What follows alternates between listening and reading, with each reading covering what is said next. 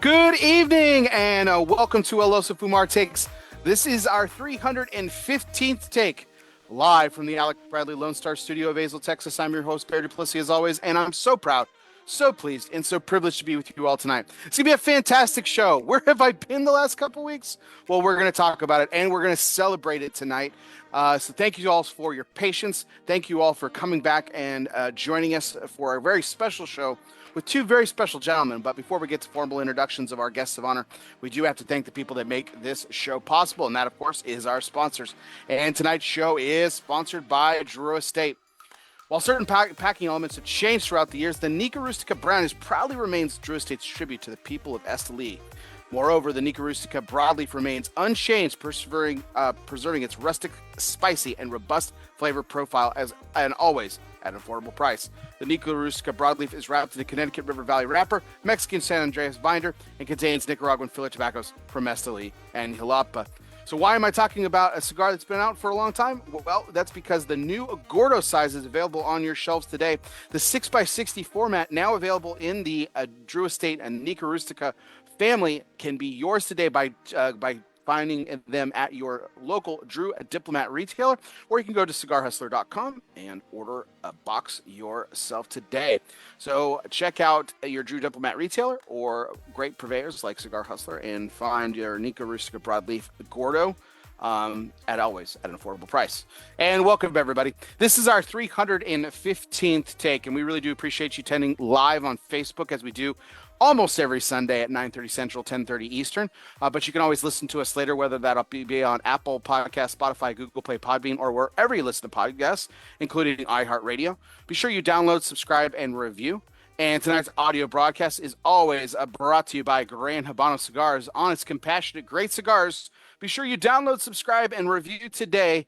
Our audio broadcast is brought to you by our friends at Gran Habano Cigars. Likewise, you can attend our YouTube channel where we post up our videos after our live broadcast almost every Sunday. And our YouTube channel is sponsored by Foundation Cigars. With over 20 years of love and dedication for the industry, Nick Melillo merges the old world traditions with modern day styles and customs to produce unique premium cigars. Three qualities that he holds value are quality, consistency, balance, and flavor. Nick Melillo is a well-known cigar maker in the premium cigar industry. He is the founder and owner of Foundation Cigar Company, which produces a range of high-quality handcrafted cigars. Melillo began his career in the cigar industry at the age of 18 and now makes some of the finest boutique cigars today with some of the most fantastic tobacco and he calls home to his home there in Connecticut. So our YouTube channel is brought to you by Foundation Cigars.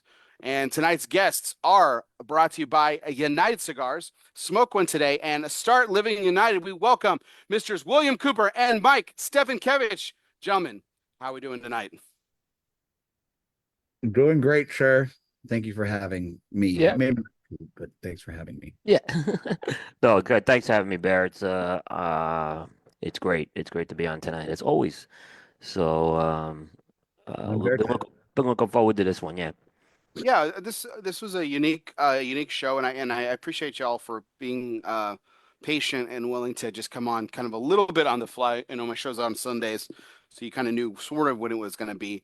But the reason why I had the show together with you guys was that we were going to welcome a very special celebration, as my audience knows. And if you've been paying attention to our Facebook page, we haven't been having shows the last couple of weeks because we've been standing by and waiting for my newest addition to my family, which is my fourth son. Justice was born on December 22nd, and just in time for Christmas. And so that was it was a beautiful present for his mother and I, and we welcomed our first child together. I have two other children, and she has another son, and this is our first son together. So we're really excited about that. And yeah, it was unbelievable. December 22nd, and tonight I get to celebrate it in podcast form with y'all tonight. So thank you so much for being a part of it. Barry, welcome to the 4 Kid Club, first of all. It's a great club to be in. Mike, you have three, right? 3, yeah. Okay. What's funny about this is when I met Bear, he had one kid, right? One son. I had four. So now Bear is got more sons than me, and he is in the four kid club. So That's fantastic, man. yeah. Congratulations, dude. You know what's funny is my Justice is actually born September 22nd as well. Oh, there you go. That's cool. So there's a, it's a little bit Yeah. irony, I guess, to some degree. I thought it was really cool that it actually happened. That, 12/22 and 9/22, same name. So Yeah, that's a and Bear, you avoided the whole December 23rd thing, which was good. I know that Hmm. was probably you want to thank your other for that one, He came through early enough so you didn't have to deal with the whole December 23rd thing. So, Yeah. Well, we made it past the 16th because I didn't want a 6 in the birthday. So that was because the due date was the 14th, right? So he was already late, and then we made it through the 16th. So I was really worried. And after that, so I was like, after the 16th, I didn't really care too much. But then it got to be a little pressure because my mother was coming in town as well, on the 23rd, and I was like, okay, we're gonna have to move some pieces around the board if he decides to not be born until a little bit later and everything. So, but yeah, I literally brought Justice home from the hospital, and then I got back in the car and went to the airport to get my mother. So, wow. uh, Uh, but this is the soonest she's ever seen one of her grandchildren, so it was a really cool blessing. It that was was really awesome. that's a nice thing. Yeah, that's a nice thing. glad you could schedule that around her arrival. You Yeah. know, Yeah, Yeah, exactly. I It mean, I was worked hoping out. I was hoping she'd go early because mine's December 5th, my birthday. So I was kind of hoping I could have maybe shared the birthday with him. And Timmy, my oldest, is December 7th. So we have Timmy didn't come We on my birthday either. So yeah, we had a yeah, couple of shots, and my sister is December 13th, so the day before the due date. So I mean, we had some shots for some birthday matches this yeah. month. It just didn't But work out. but you got Aaron Nielsen's father's birthday, Rick Nielsen. Oh, The great Rick Nielsen is so he'll always share the birthday with Rick Nielsen, the yeah, founder of Cheap Trick. Yeah, yeah, Rock and Roll yep. Hall of Famer. There we go. Rock and Roll Hall of Fame. Yeah, What were you gonna say, Mike? he wanted his own day, man. Yeah. You yeah. know, He want yeah. They know what they want. in December, and he said, "You know Yeah, what? I'm going to yeah, come in on 22." yeah.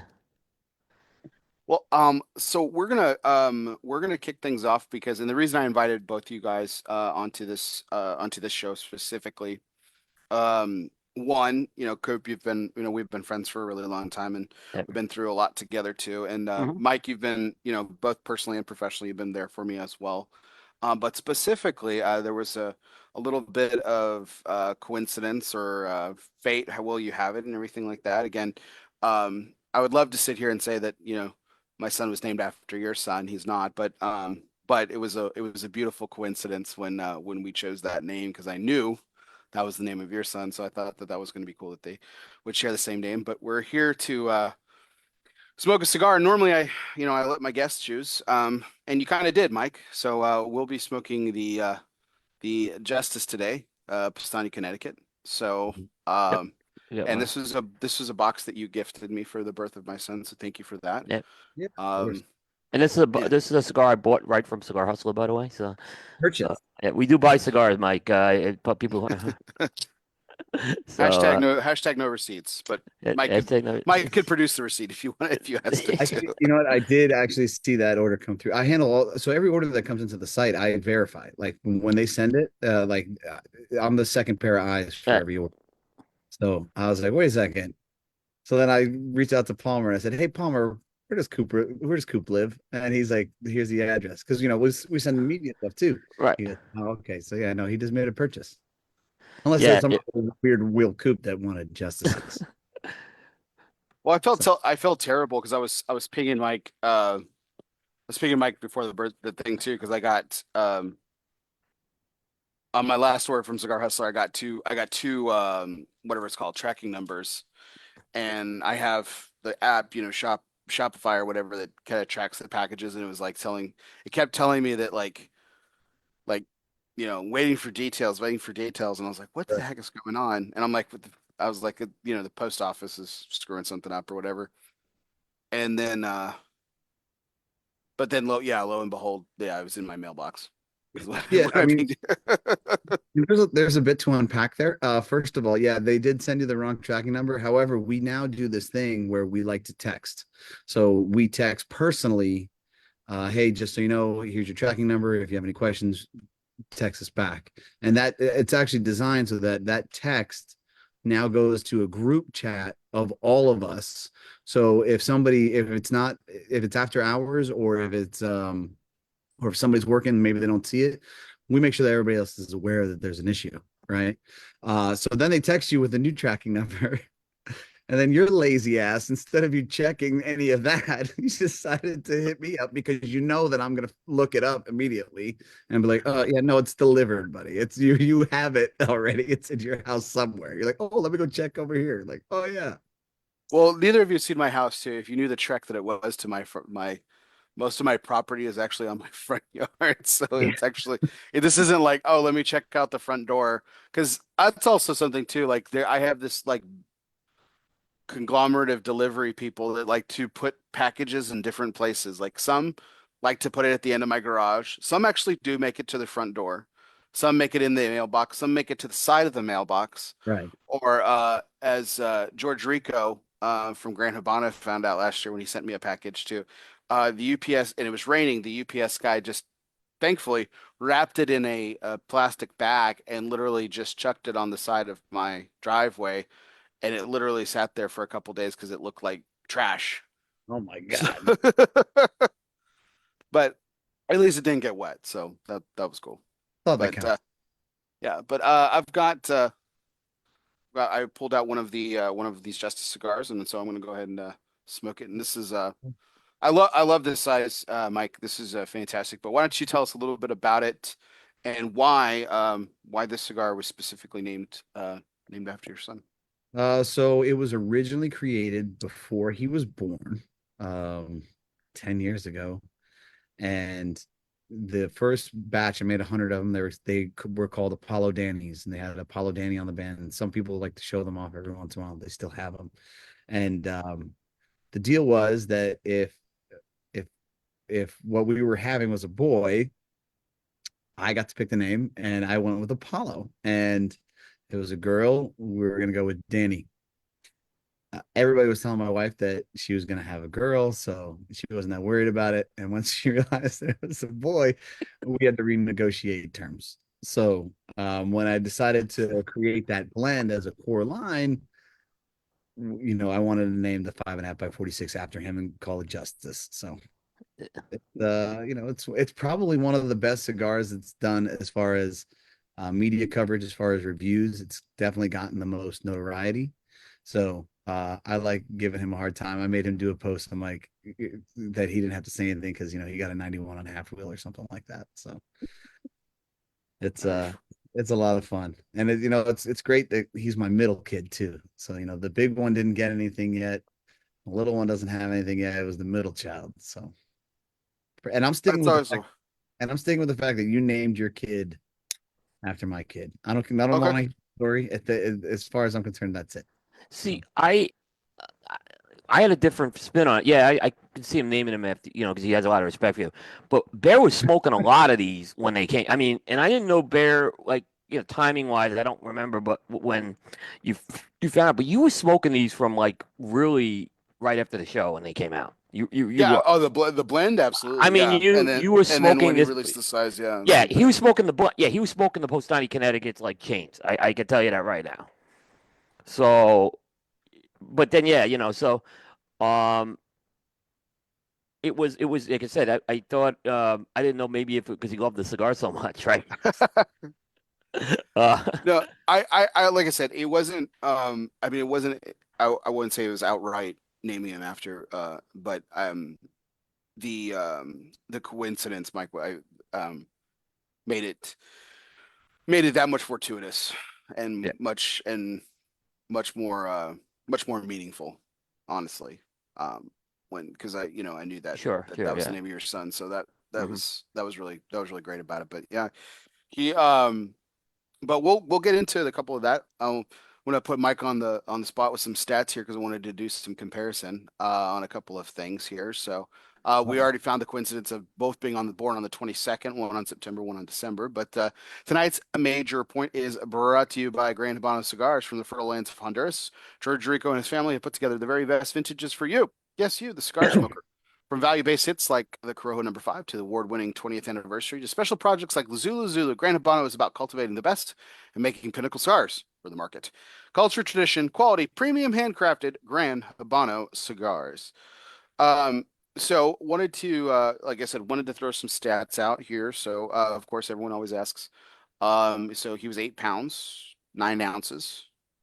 Big baby. Big. Yeah. That's. I know my daughter was about that size when she was born. 21 and a half inches.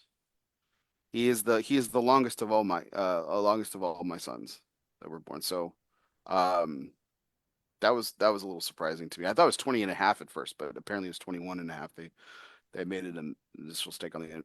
Do you remember Justice's stats there, Mike? I know I'm putting you on the spot. However, I do have someone next to me who has all that stat information.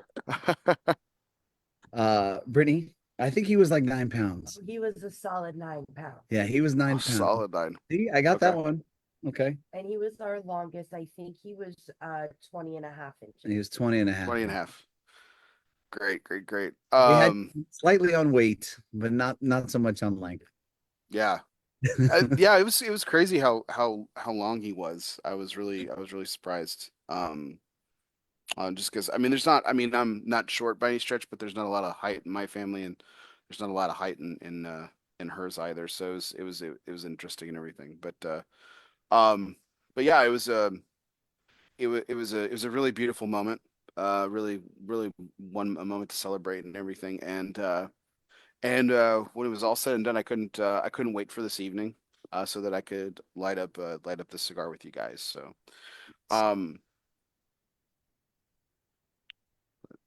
so wanted to bring about some questions. I just kind of to the table and everything. And tonight's gonna be a little lax, guys, a little bit, but we've all mentioned how we've all have kids and we all have sons and everything, but wanted to ask a couple of quick questions here. But I am at the moment just lagging a little bit behind here, so I apologize for that. But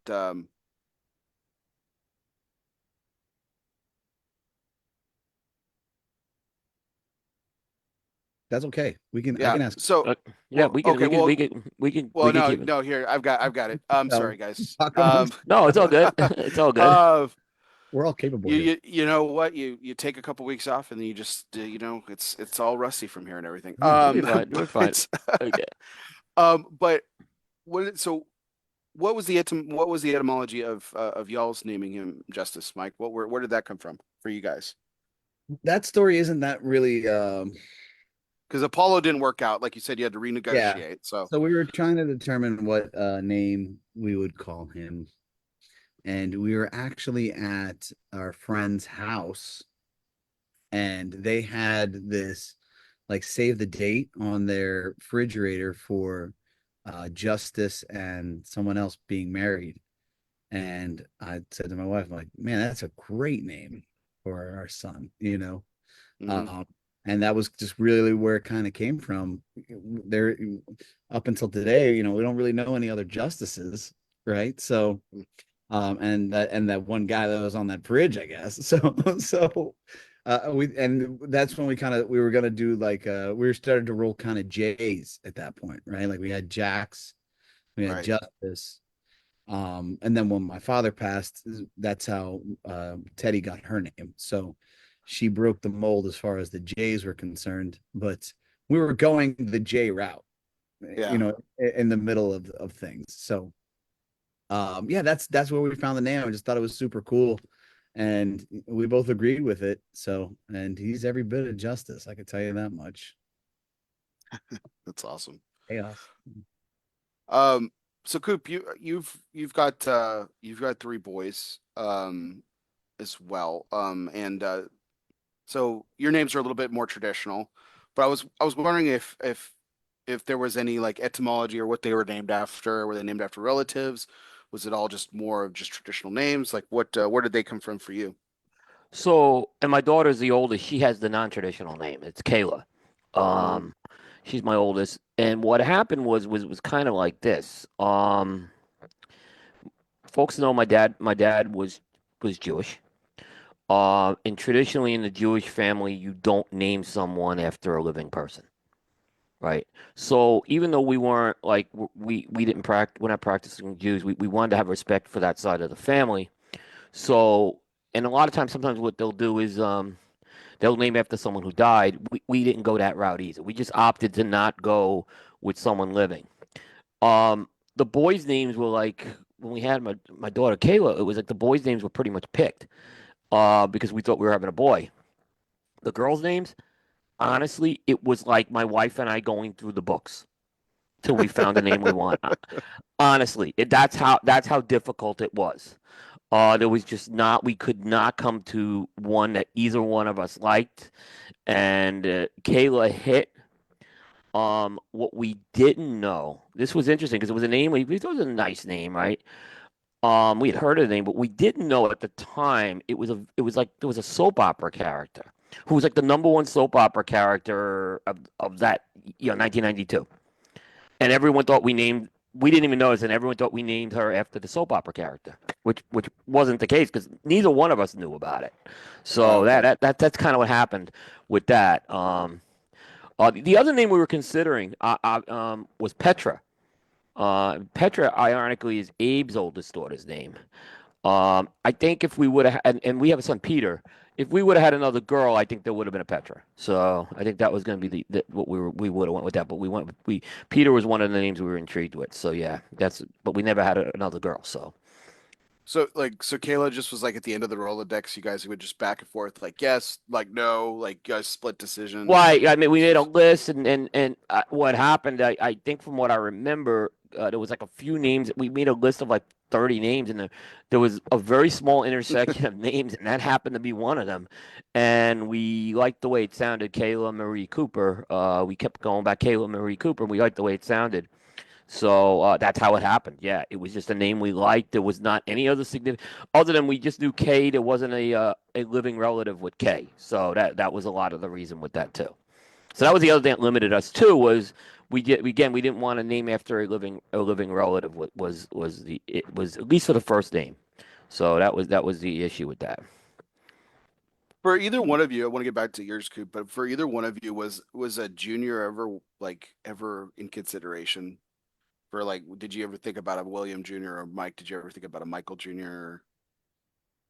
No, was never. No, because again, that would be after a living relative. So Yeah, okay, right. So that's why it was never under consideration. We did with the middle name of one of my sons. One of my sons is William for the middle name. We were fine with that. It was just the first name. We just wanted to keep that off the table like that. Yeah. So you learn something. I guess you learn something new every day. So yes, I guess in traditional Jewish families, there's no seconds, thirds, juniors, and seniors. Like it's all. I'm actually William Cooper the second. That's not my official name, but William Cooper was my dad's grandfather. So I was named after him. I mean, he had passed before I was born. Yeah. Interesting. Okay. Yeah. It's a generation almost. Yeah. Mm-hmm. Yeah. Yeah, it did. We don't need another me in this world. We need a better version of me, so I wouldn't put it. I wouldn't make it junior. Yeah. You know, like Junior. I just, no, I just. That's way better. Yeah. Better. So how did you settle on Jax for your firstborn? Sons of Anarchy, man. Oh, nice. Are you serious? Yeah. Like none of our names have any merits to our families at all.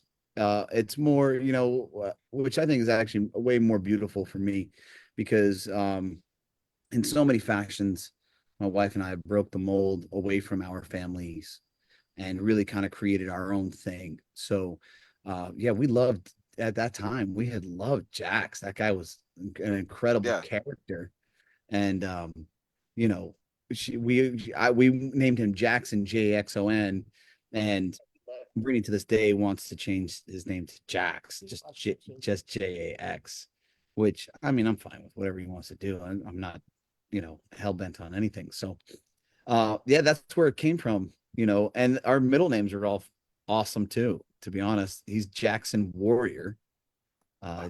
Justice is Justice Titan, and Teddy is Teddy Marvel. So That's cool.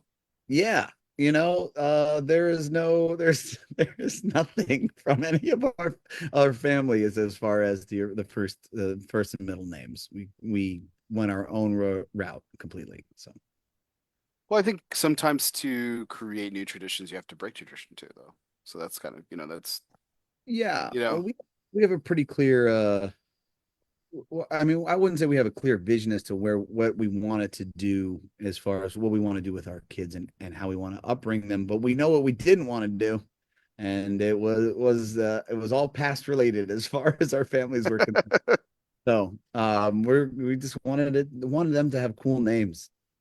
I think how badass is that when someone said, "Well, what's your middle name?" Warrior. Like what? What's your real? Yeah, Yeah. Warrior. It's Titan, Warrior. yeah. Titan.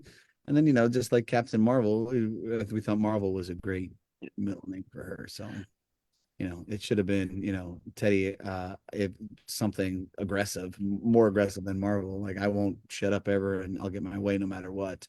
Should have been. That's what it should have been. Yeah. Yeah, 100%.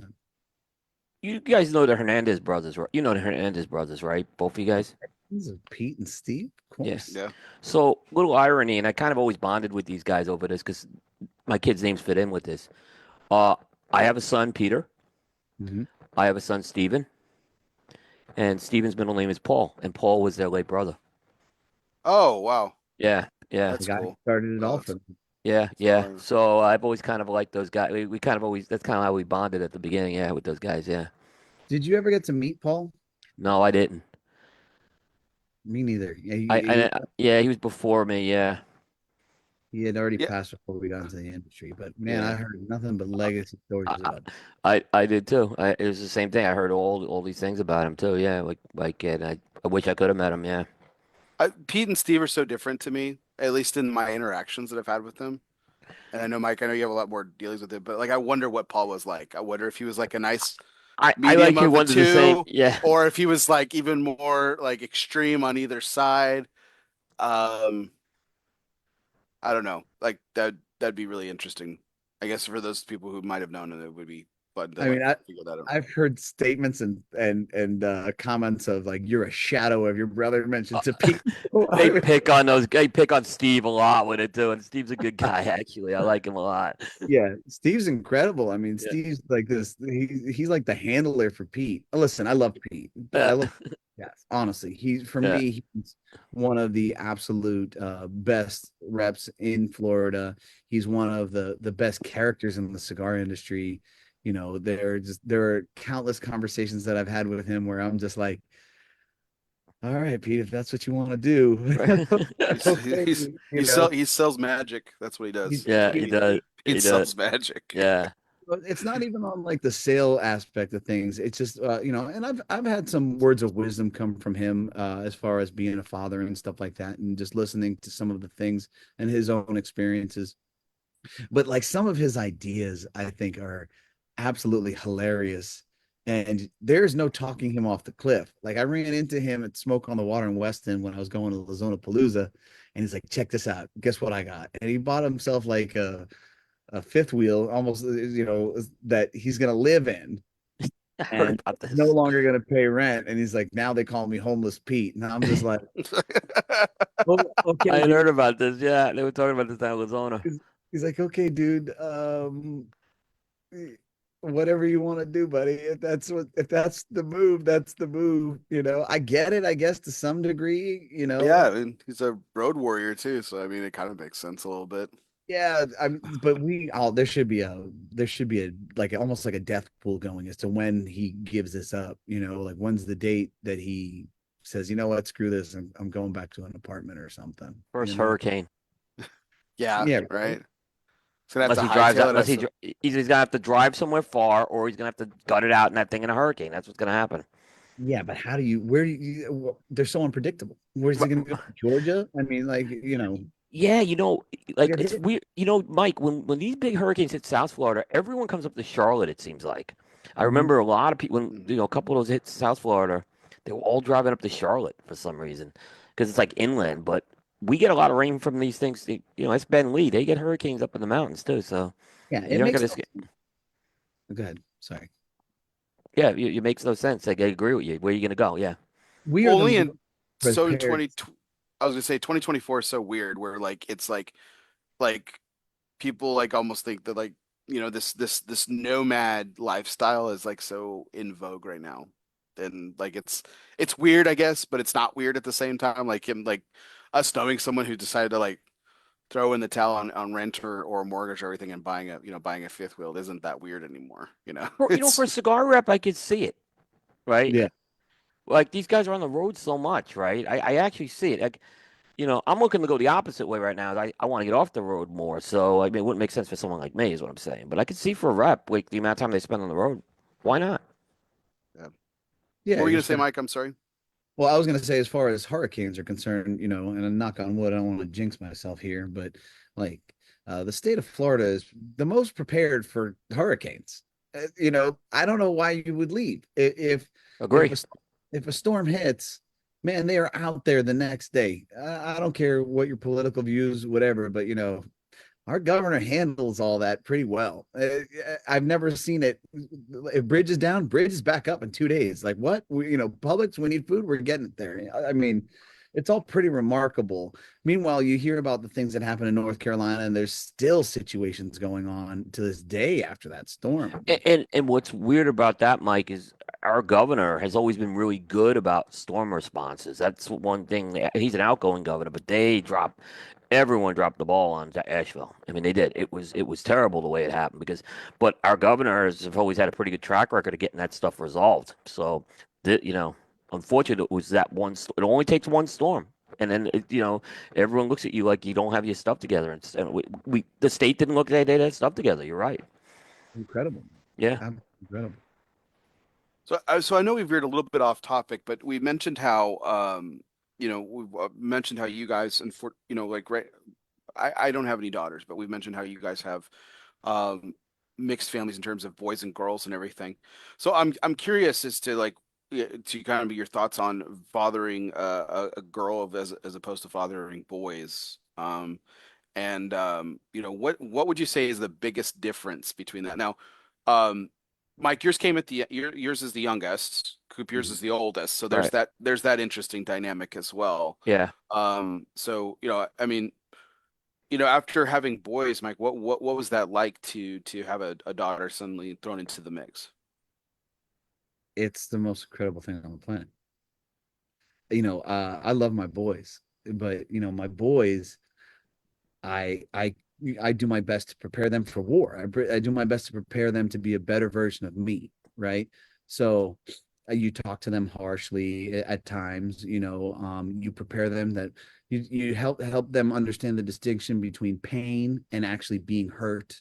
You push them through and tell them, kind of cultivate them through all the trials and tribulations of life.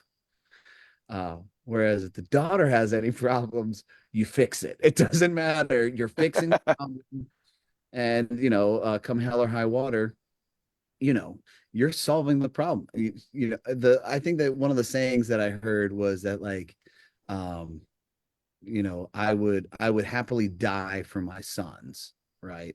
But I would kill for my daughter. And I'm Okay.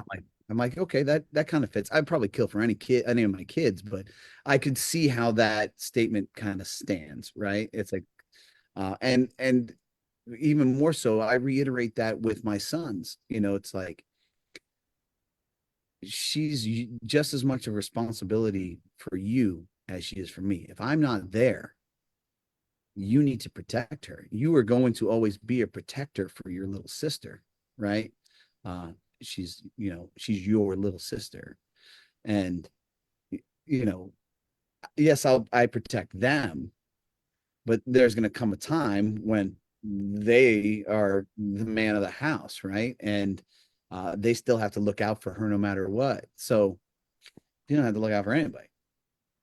She just gets to have a good time. So, I don't know. There's nothing more invigorating for me than, walking in the door and like, I would say 2 out of 3 are excited to see me. Justice is always excited to see me. He gives me a hug, and Teddy is always excited to see me. As far as my kids are concerned, my wife is very excited to see me all the time. Both the dog, Of but course. in referencing just my kids, there's nothing better than my daughter coming in and just giving me a hug. I mean, there's no amount of money in the world that can compare to that feeling. And I hope that feeling, I hope that she always feels that way every time she sees me, So daughters are special, man. Sons are incredible too, but daughters are very special.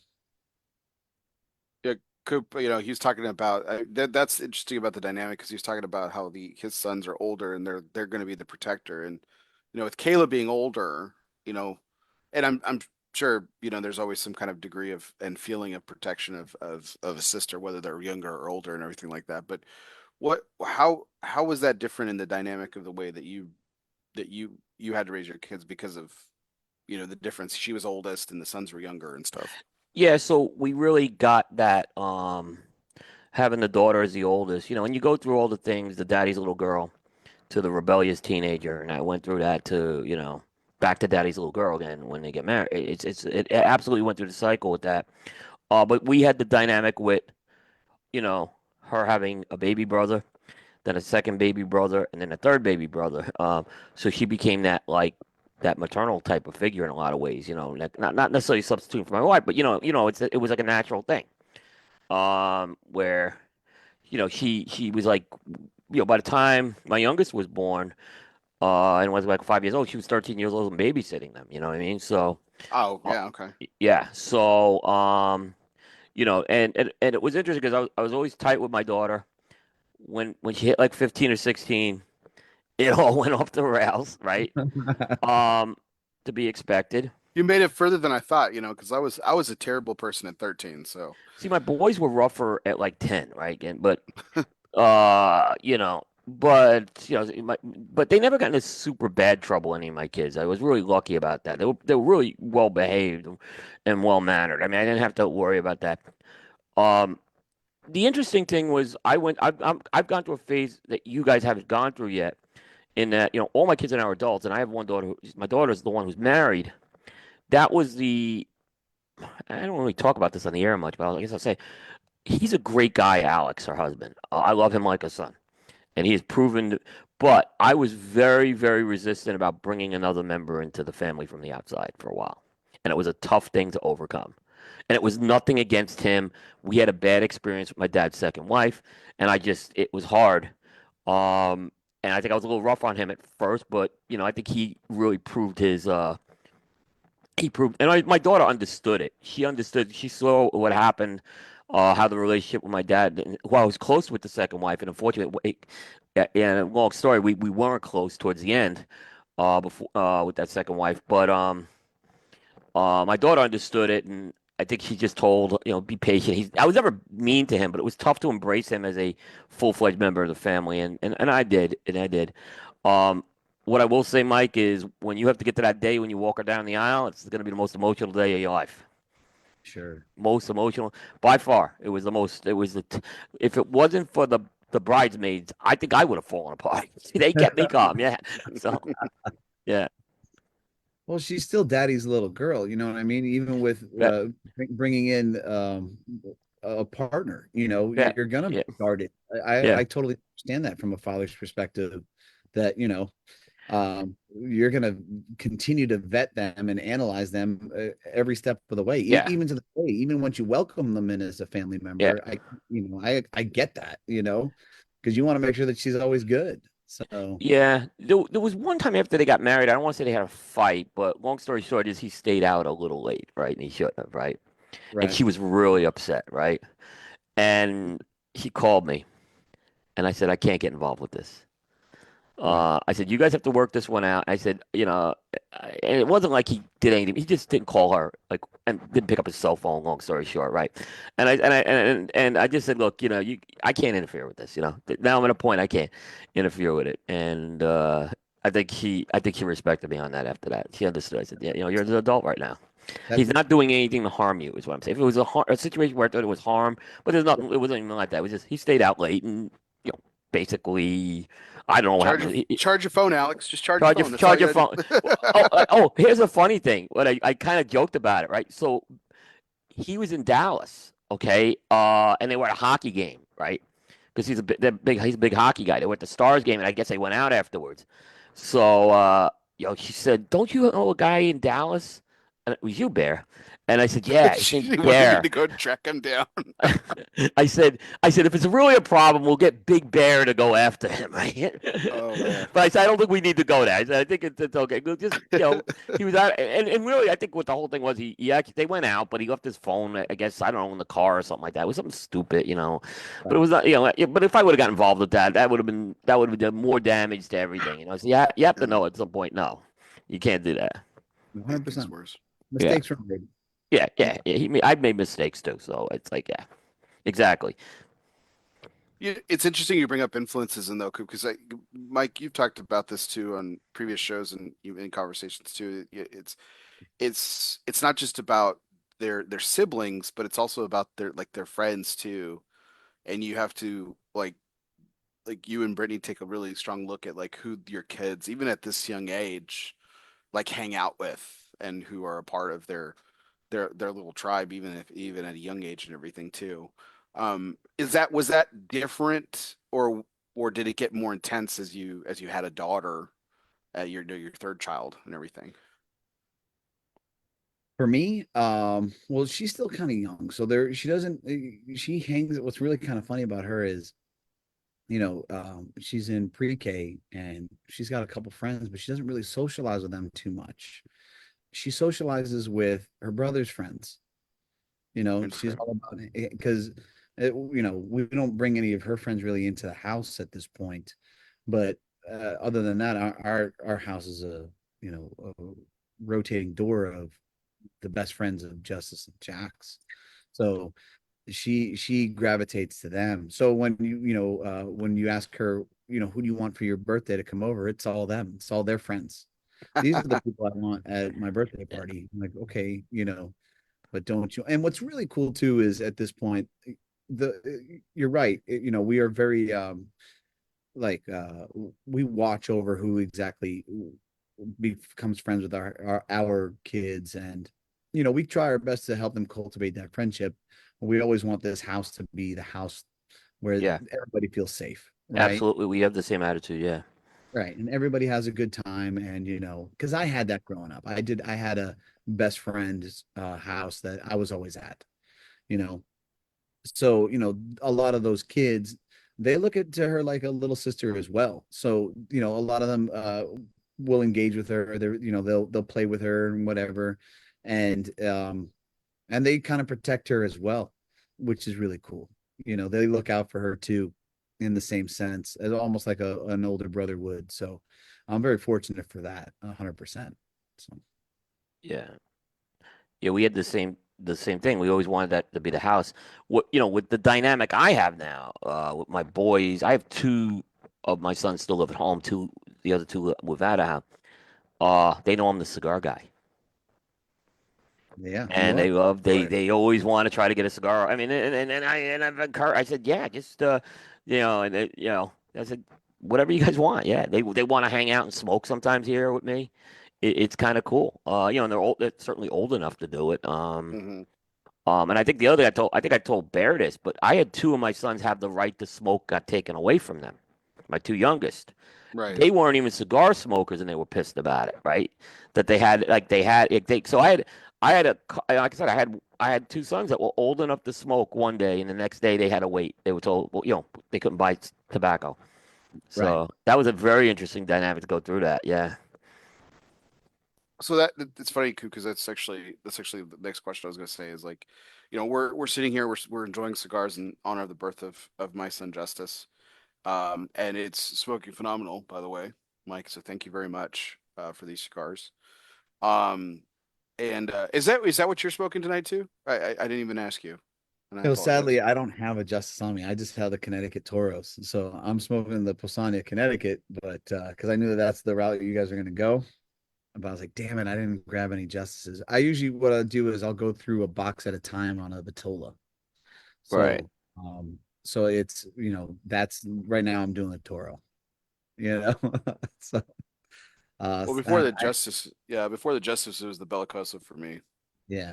See, I knew I blew that too because we went to the Bucks game today and I'm driving home and I'm like, damn it, I don't have any Justices for tonight. I didn't even think about it until that time.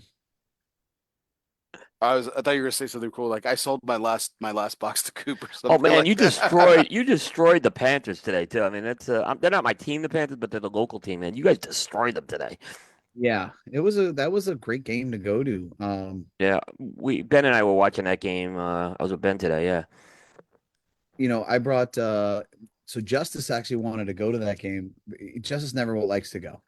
And Jack's his friend who we were gonna go, I called them, they were out of town. So Justice had someone spending the night. He goes, I'll go as long as this guy goes. And I'm like, okay, well, let me make sure it's okay with their parents. And so it was me and three other kids. And our kids like to stand up. They like to shout. They're involved in the game, especially Jack's. And of course, I had some Oh, you had the guy guy. behind me saying, "Hey, can you tell your kids to sit down?" I said, "Sorry, they're not going to sit." So they went and they got a security guard. Security guard Oh, comes over and says, "Oh, can you tell your kids to sit?" I go, "No, we're at I'm in a sports game. I'm at a sporting event. They're going to stand." This is my 7th year as a season ticket holder. I've never had an issue. Never had a security guard come over and tell me that the 11-year-old needs to sit down. So sorry, So the security guard walked away, and Jax actually starts crying, and I'm like, dude, you stand up. Don't worry about it. If they want to come back, they can come back. You go ahead. absolutely. And like the other people that were next to us in our row, they're like, yeah, you listen to your dad. You stand up and you shout if you want to have a good time. I'm like, buddy, Well, all that's right. good that other people were supporting it too. Like, but I mean, it's like it's different if it's a kid. Like if it's an adult standing up in front of me, maybe Yeah. maybe that has a little bit more legs. But like to your point, you're at a sporting event too, so Yeah, you know. I could, like if I don't really stand a whole lot, you know, not because I'm not like, for whatever reason, I sit. I'll jump up when things are happening or whatever the case may be. But um, I mean, to be honest, if I decided to stand the whole time, like, well, sorry, dude, you're gonna have to stand up and look around me, is always has always kind of been my take on things. I just feel like if you're gonna sit at a sporting event the entire time, you probably just should have stayed home and sat on the couch and watched it from there, Um, I don't know. That's just always kind of been my point of view on it. I know that it's like 50-50. Half the people hate me because of that perspective, and the other half are like, yeah. So it is what it is, you know. Everybody's different. Yeah. I can't imagine sitting for an entire sporting event. Yeah, it's 3 hours long. Yeah, and I've stood through, in college, of course, in the student section, you don't sit down. You're standing the whole time. Right. So Exactly. That's so exactly my point. so I Go to a I did concert, that. no one ever sits. I mean, that's. Yeah. Yeah. There was one concert that I wanted to, and well, a couple of concerts I've been to where I wanted to enjoy, and you know what I did? I bought tickets further back so that I would be able so that I would sit, and then could enjoy it. You don't sit in the you don't get front row seats at a concert to sit down, you know? So Yeah, and if you're gonna sit, just be prepared for someone to be in your way. It's like if you accept that, I get it. Like hey, there can be times where people Right. are jumping up in front of me, and it is what it is. and your tickets are pretty good too, Mike. You're like you said, you 7th year as a season ticket holder. Like they're I mean they're not on the 50 or anything, or maybe they but they I feel like I've seen pictures and they're pretty good seats. So like again to our point, like you didn't buy those to sit down. Right. Yeah, they're for a one on the 30. I can't afford them. I continue to buy them every year. I continue to pay for them, just because I know the memories that I'm creating with my kids, you know. So it's hard for me to let them go. Yeah. you know. But man, I bleed out every month when they pelt me for my tickets. I'm like, God damn, come on, you know. But yeah, man, you know, there's gonna be a point in time in my kids' lives, and they're like, yeah, we went to all those games, you know, we sat front row, you know, and like I like doing that with, I like bringing other kids, you know, Yeah. um, because like the one today, it was his first time he ever went to a sporting event, you Oh, know, that's super cool. What a first cool. time he ever Yeah. been to a football game. He sat row one, you know, and it was a blowout. What a memory for that kid. Are you kidding me? You can't, Yeah. Yeah, that's absolutely. Absolutely. And his absolutely and his incredible. team is the Bucks. Like he likes the Bucks. Yeah, I mean, he's kind of tentative. Like he's not, you know, he's not hell bent in NFL, but he likes sports. He's a great kid, you know. He's Justice's best friend. So, you know, um, maybe the weight of the day isn't he hasn't realized that yet. You know what I mean? Like Right. maybe he hasn't he had a great time, and I'm not, you know, discounting that at all.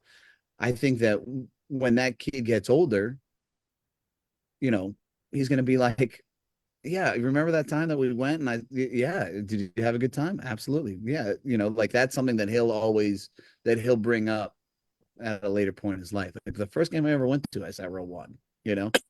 Oh yeah, So it's awesome. So yeah, that kind of brings up some traditions and everything. What were you've mentioned that you like to take them to sporting events. Like Coop, what was something that you did with your kids that was like just the thing that you did most frequently? And I understand you probably did different things with, maybe the older two versus the younger two, or maybe all together or things like that. But I mean, open-ended question, however you wanted to answer it. Yeah, my daughter, I think, got the biggest benefit of that. She would love to go into New York City during Christmas week, which is the worst week to go into New York City when we lived up there because it's crowded. It's it's miserable time to go. But she, she loved to go there. So I'd always take her there and I'd always buy her something. So that was really something that I did with her. Yeah, my boys had no interest in going. They were real young. They went once and hated it, right? So we didn't do that.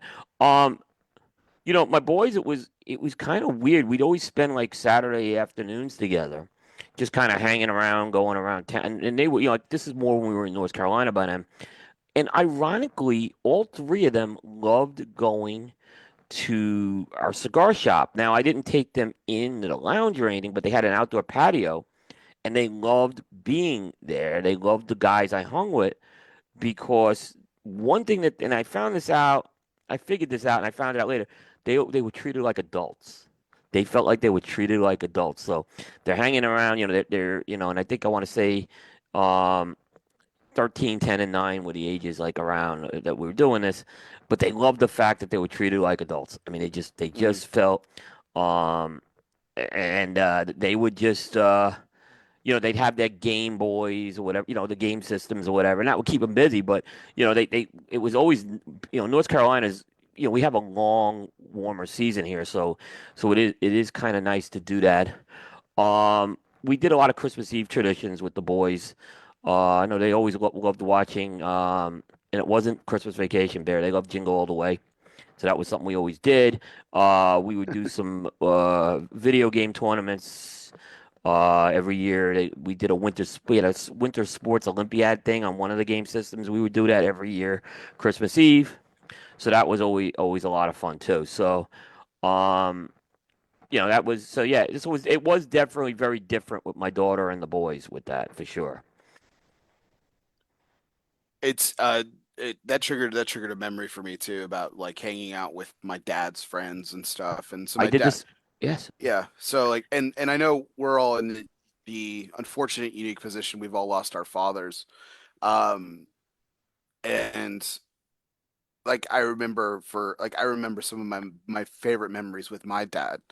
Like he would take me golfing, he would take me fishing, and he would always take me with like some of his buddies, and we would always, so like I grew up with my dad doing these things, and then I got these opportunities of hanging out with other men, you know, not Uh, just other boys. My And dad, yeah, yeah, I like that too. I did that too. Yeah. I wouldn't say they treated me like an adult, and they kind of did. Like I remember there was a guy, one of my dad's, golfing buddies that he golfed with for years. Um, my dad was always very tentative. He was a little bit more um he let me off the leash a little bit more than my mom would, per se, He's but not supposed to. without some not yeah, but not without some hesitancy, and not without like he almost got pushed in that direction a couple times, and he was okay with it. Like one of his golfing buddies, Pat Allen, I remember, was the first time that we went golfing. He was like, I was um and I played played a full 18 with them and everything. He I was like 10, and he was like, "Hey, why don't you give this a try?" And that Pat was like, come drive the cart," and like holy crap, as a 10-year-old, you're like, you just think like, no, there's no way. And I'll tell you what, man, the first time I took that for a spin, like, I mean, I wasn't going very fast, but I turned the wheel way too much, and I hit a curb really hard, and I was like, oh my gosh, like he's gonna like yank me out of the chair. He's like, no, no, no, no, it's all good. And my dad wasn't with us. That was the best part too. He's like, no, no, straighten it out. Don't worry about this. We're gonna go see your dad, and it's fine. So we like drove to the parking lot. My dad was getting his clubs out of the car and stuff, and I pull up, and my dad just looks at me, and he's like, okay, so you're driving. All right, let's go. And that was such a it was such an amazing memory for me, that because I thought for sure like my dad was going to be like, get the fuck out of the chair, like you're not doing this shit, right? So and that was a lot of it, he would take me to pool halls, and card rooms and things like that, and Oh yeah. it was just a lot of fun growing up like that. And I don't know if my kids will have that same experience, just because I don't do a lot of the same things that my dad does, or dad did, when he was my age. But I hope to give him some similar experiences, kind of like what you're doing with your kids, Mike, and stuff. Um, so that'll be fun. Um, but that talking about Cigar Scoop, you said they like to go into the lounge and everything. Like, you obviously spoke it in front of your kids, Coop. But I think they were a little bit older when you picked it up. Yeah. Uh, and I know your tradition, Mike, is always like after the kids go to bed, you and Brittany come out there, and this is kind of part of your evening tradition and everything like that. Do you smoke in front of your kids? I mean, I know they know what you do. I don't think you hide that from them, but are they around it? Who are you asking me? Yeah. Oh yeah, I smoke in front of my kids Okay. all the time. We're going to, there are there are questions that I ask other fathers before I commit to taking their kids to sporting events with my kids. Yeah. I You know, did the same. I did the same. preliminaries. Hey, so if I'm smoking in the car, are you okay? Are you comfortable with that? Or is that okay for you? You know, um, that sort of thing. Yeah. Yep. I like to at least set that foundation. Now, is So it a deal? there's no surprises that way. Yeah. Exactly. It's like, hey, well, first of all, I look for the bonding with another father. If I'm bringing another dad, Right. like, hey, here's what's going to happen. Number one, I'm driving, and number two, we're going to smoke some cigars. Are you cool with that? And um, I would say 95% of the time, it's like, okay, yeah, sure, no problem, we're doing that. Um, there was one time where the other father got to drive, and we don't smoke in his car, and I just let it happen. I'm like, okay, it was one of those situations where I really wanted him to go. We've tried to make it work a few seasons, and we just couldn't link up. And when he audibled on me, I was like, okay, but just so you know, you're messing with every single tradition that I have here, And that You're was okay. ruining everything. I brought the cigars Yep. anyways, in case. but they were never lit, unfortunately. But yeah, I mean, look, um, if any of these dads want to pull blood work and compare, like I take care of myself, you know, I do a great Sure. job of staying healthy, and I always try my best to emulate that around my kids because your kids pick up on that stuff, right? Hmm. I try and be as healthy as I possibly can, not for myself, but for them, you know, because my kid is not going to beat me in basketball until the day comes where I can no longer physically beat him, right? I'm going to do my best to stay on the up and up. So, and then even if I pop a calf or pull a hammy or something, but you know, so it's not like for me, it's like, look, dude, I take care of myself. This isn't what you think it is. It's not, it's too demonized in our society, you know. Um, and I hardly ever drink, so I'm always good to drive home, you know, Right. and I'm gonna make sure everybody gets home safe. So yeah, I smoke in front of them. It's a long story short, or short story long. Yeah, I smoke in front of my kids all the time. If I could have my way, I'd be smoking, all the way pulling up into their school, but my wife won't.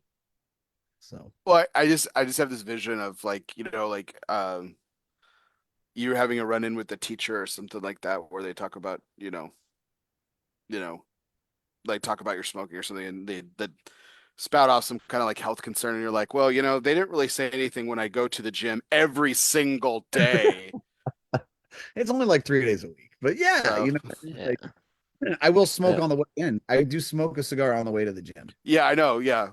Oh, on the way there too. I knew you Yeah, lit up afterwards too. So, yeah. um, I've added on the way in. oh, okay. On the way in. So it's really funny. It's like some of the guys like, hey, I was leaving a couple days ago, and do you drive the Charger? I'm like, yeah. He's like, you want to know how I knew? I'm like, the cigar on the windshield. And they're like, yeah, right. You know. So yeah, of course. You go to a Coop, third world country, they're smoking everywhere. yeah, it's true. Coop, how old were you when your kids first saw you smoke, or how old were they when they first saw you smoke a cigar? About 2006, so that would have been my daughter 14, my oldest son was 11, and 7 and 6. And they were a little worried. They were a little worried at first. I remember Timmy, who ironically would go on to work in a cigar lounge for a while, was the most worried. Um, so because he heard all the things about cigarettes and stuff, and I put him at ease with it. I wasn't smoking as much as I smoke now, though, because I wasn't reviewing or doing anything back then. But there was a concern about it, and it's ironic how they all just came around on it, which was interesting. So yeah, they were older when it happened. Yes, I smoke in front of my kids too. Again, and like again, I want them to be able to understand that they all under. I mean, with the exception of Justice, who's a week old, they all know that it's a grown-up thing. They all know not to touch it. Yep. They all know Yep. they're very careful around everything, the cutters, the lighters, the cigars and stuff. And Yeah. you know, my oldest has even taken to, like, when I'm done with the cigar, he wants to stamp it out because he's like, Dad, we live on a great property and we have a lot of trees. We don't want to catch anything on fire. Yeah. Like, Yeah. all right, Jeremiah, that's fine. You go ahead and so, Yeah. Smokey the Bear over here is making sure there's no forest fires over here, so that's Yeah. great. Um, and but yeah, I wanted them to understand um that that dad enjoys this, and that it is for grown-ups, and that Yeah. it's a part of my life, and Yeah. that's something that I enjoy. And I think it's important for kids to see you know to see their parents relax too and enjoy Yeah. themselves. I think Yeah. that seeing them always like in work mode or dad mode, so to speak, um is it is well, one, it's not fun, and two, it's just kind of, I think it's kind of just kind of dangerous a little bit. So, and And that's cool, Mike, because you bring them into the whole sporting event world and stuff, and they see you having a good time, obviously, and that's part of what you do and Yeah. everything. Have you ever taken them to work? Probably, I mean, probably not, or maybe, I don't know. Have they ever been to the store? Yeah, of course, I've taken them to Okay. work. I've taken them to work. I think that one of the biggest mistakes that parents make is they try and have this persona in front of their kids, and it's almost to a point where you're not humanized, you know. Okay. And I think that it's important for like I hope that my kids idolize me. I really do, because I try and do everything I possibly can to show them that, look, no one's going to outwork me. I'm going to be the most present father in that you know of, period. You know, um, but I'm still human, you know, and I yeah, so cigars are my life. They're a big portion of my life. So to try and shelter that from them, or to try and curtail that in any fashion for them, I think that that would be a mistake.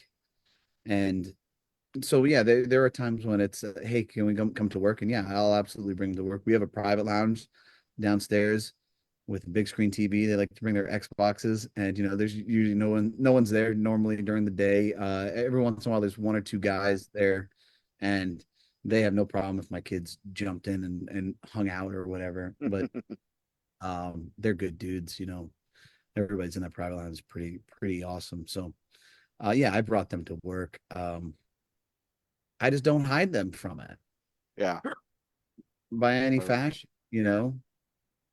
I just don't like they're going to be present in much of my life as I'm going to be in theirs to some degree. There's going to be times when business and personal life they correlate together. So yeah, I don't hide them from it at all. All right, guys. Well, I appreciate y'all being part of this conversation so far. We're going to come back to a couple more questions, but wanted to take a break for one of our fun segments here. As always, this part of the show is always brought to you by United Cigars. This is our presidential trivia segment, which is featuring United Cigars featuring La Giana Havana, distributors of Jose Dominguez, Bandolero, Garofalo, the Firecracker, and the highly acclaimed Atabey, Byron, and now Alfonso lines from Selected Tobacco. Smoke one today and start living united. Well, as life begins, life also ends, and we had a tremendous life end today. Former President Jimmy Carter passed away today at the age of 100 years old. And so I thought I'd bring some Jimmy Carter trivia to us. So I've been doing a lot. Over the years, I've done a lot of multiple choice in the segment, but I've been doing a lot more true and false lately. So I thought that would be fun to continue doing this. So I have two true or false questions related to former President Carter. So um, really quick here. So true or false, guys? Jimmy Carter is the only president to reside in public housing at one point in his life. Now, want to be quick to say the White House is not public housing, that is government housing. So that there is a distinction there. So this is not a trick question or anything like that, but was he the only president to reside in public housing at one point? True or false? Coop, you're smarter than me. You go first. It was true. I know he did live in public housing. So I'm going to say true. I'm gonna say false because I believe that he did, but I don't believe he's the only one to do it. He actually is the only one to do it. Oh. So nice try there, Mike. But yeah, so when he obviously he was in the military, he was in the Navy, and his family him traveled around. And when they moved back to Georgia, um, before he took over or retook over his family's peanut farming business and everything, him and his wife and children resided in some public housing just actually across the street from his alma mater, Plains High School, and he is the only president to reside in public housing. In fact, the whole experience is actually the impetus or the genesis of his involvement in Habitat for Humanity, and the whole reason for why he took that on is kind of took that on as kind of his pillar that he wanted to, and legacy that he kind of did post presidency, and why he believed in the organization so much was his personal experience with it, which is interesting. So, I told you, Coop what's that, Mike? told you Coop was smarter than me. How did you come to know you that was a snap call, Coop? Where did you hear that before? How did you know about it? So, I think I definitely heard it. But you got to remember, I'm probably older than you guys, and I remember when Jimmy Carter got elected. Not probably. You are older than I us, am Coop. old. I am the oldest, but the first presidential election I followed was that presidential election. Okay. And you learned a lot about and I was always absorbing knowledge back then, but I know I heard this afterwards, and I want to say it was when I went to Plains. I heard it because I've been to Plains, Georgia. So I think that's where I actually heard it. He fun thing about his this is just a fun fact about Plains High School and where he graduated from. He actually was the valedictorian of his high school class, but because he actually participated in a school ditch day, he was knocked back and was made salutatorian. So Jimmy It- Jimmy Carter, who probably looks like is probably arguably looks like one of the most wholesome people to ever sit in the Oval Office, um, um, was punished for participating in high school ditch day, which is just comical to me. But I'll tell you what, if you get to go to Plains, Georgia, it's a classic small town USA type of town. Obviously, there's a lot of Jimmy Carter tributes. It's in the south part of Georgia. I think it's close to Columbus, actually, is where it is like the biggest city. So it's not near Atlanta at all. It's much further south as far as that goes. But it is a cool town to go to. It's small town middle America is in a nutshell. And it is a cool place to go. Like I said, it's a little off the beaten path, but worth checking out. I feel like Coop should have said, it was just a shot in the dark. I just figured I'd go true. It sounded about right. I wasn't 100% sure he was the only one, but I knew he lived in public housing. That part I knew. So that one I said, I think based on most of the presidents come from silver spoons, and that's just a reality. That's kind of why I went with that. Well, speaking of silver spoons, let's go with the next true or false question. Again, he was born, so obviously born 100 years ago, born in 1924. True or false? Jimmy Carter was the first of his family to be born in a hospital. Coop, True. I'm going to say false. Not only, well, he was the first of his family, but here's another interesting fun fact. Jimmy Carter in 1924 was the first U.S. president to be born in a hospital. Wow. That again, here's how I didn't know that one at all. But when I was thinking, Plains, Georgia is a tiny town, is also what Yeah, I'm exactly. That's the other thing too, is this tiny town, and I and kept he's thinking, born in the hospital. look, there's no, the closest city was Columbus, and that still was a ways away. So Yeah. yeah, that's kind of why I kind of went with that answer. Well, it's funny in true blue collar esque mentality. The reason why his mother was told to have him to give birth in the hospital was to be so that she could recuperate faster, so she could get back to work faster. Interesting. So, but yeah, he was the first president to be born in a hospital. Um, and he was the oldest of four siblings too, of four children. So he had two sisters, Gloria and Ruth, and then Billy Oh, Carter, Billy was just Billy was the black sheep of the entertainment. family. He was the entertainment for 4 years was Billy Carter. I heard about So- Billy's laptop, but we're not allowed to discuss that. Here's a sad fact, on the eve of his passing, he obviously lived a very long, a long and probably very storied life. Obviously, former president, the longest living president post presidency, Jimmy Carter. And I don't think, honestly, I don't think that Coop, you and I've had this discussion. I don't think anyone's going to beat it. At least Not in our lifetime. lifetime. Not in our lifetime. It won't happen. So 44 years. That's a long time. yeah. unbelievable there. But um, all of his siblings died relatively young. Um, Billy was the youngest. He was 51 years old.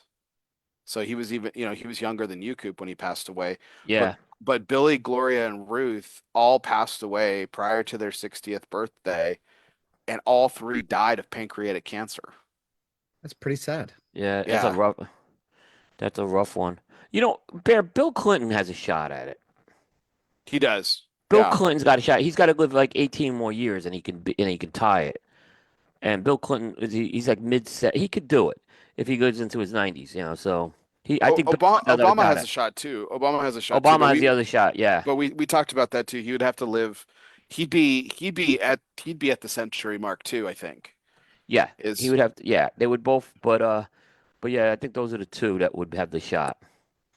But with Carter. modern day medicine and everything, it's But I just don't think I'll see it. I don't know. Maybe I will, but maybe Bill I'll see. But Obama will probably be longer. Yeah. what were you gonna say, Mike? I think Carter's going to hold it, but I've been 0 for 2 here at this point. Well, I mean, it's a tough one. When you get into your 90s, anything can happen.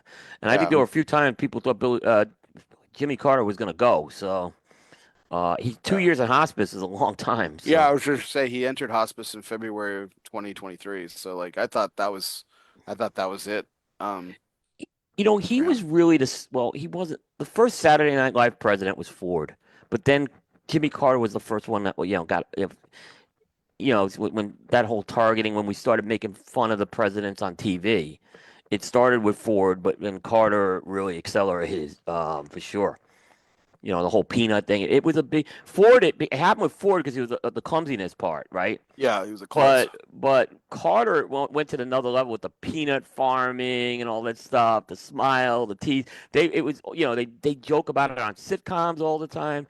Uh, Became a big thing on Archie Bunker, who was the Republican. He was that first president though. Like for his full term, he was just made fun of. And they parodied him a lot. Yeah. Mike, we had you and your brother Greg on the show earlier this year, and I was looking at a photo of Jimmy Carter and his brother, and I again with you being on the show tonight, I couldn't imagine a more different a bigger difference between two siblings, and comparatively so like you guys are a lot, even though you're very different, you're very similar. So I wanted to bring this image up of Jimmy Carter and his brother Billy, and just how different people can be even in the same family and stuff. So let me pull that up here. This was quite hilarious as I was doing some research for tonight's show. Um, Here we go. And Bear, just as you're bringing it up, that's when it became with Jimmy Carter. It wasn't just like Ford; they just made fun of him. With Jimmy Hmm. Carter, they started making fun of the whole Amy Carter. As a kid, they were vicious with her sometimes. I'll say that. Yeah, for sure. Yeah. I think that it what television brought in Yeah. particular, um, what it brought into was just this era of access that like that we hadn't seen before, Yeah. which was really interesting. And then you know we got to see people in their most vulnerable moments. But yes, here's you guys should, I don't know if you guys, the screen's popping up, the best Jimmy Carter here on the right, and then his brother Billy on the left. I don't. You guys seeing that? It's saying I said black screen. Double click to enter full screen mode. It should come up here in just a second.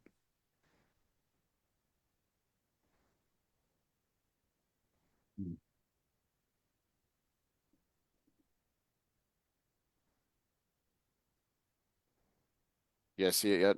Nope. No. Well, shoot. All right. Well, that pulls up and everything, we'll do something here in just a second. So I think it's my computer's been a little bit slow today, so See what the people but on Facebook. while the screen is deciding to pull it up, I think I just again wanted to pay tribute to the late President Carter, who unfortunately died today, but 100 years.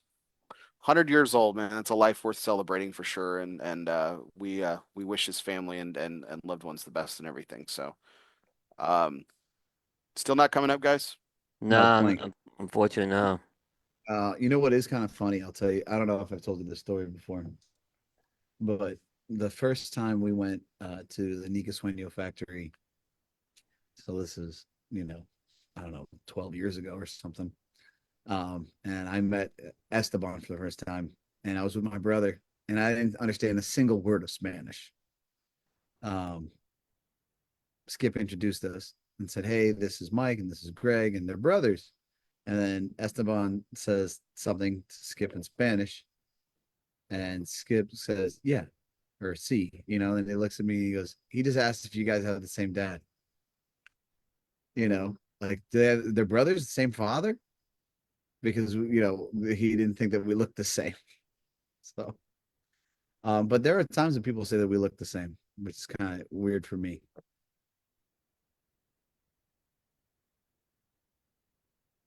Are you there, Bear? Oop, is Bear there? He looks frozen. I don't even see him. I just see the black screen still. Oh no! Oh no.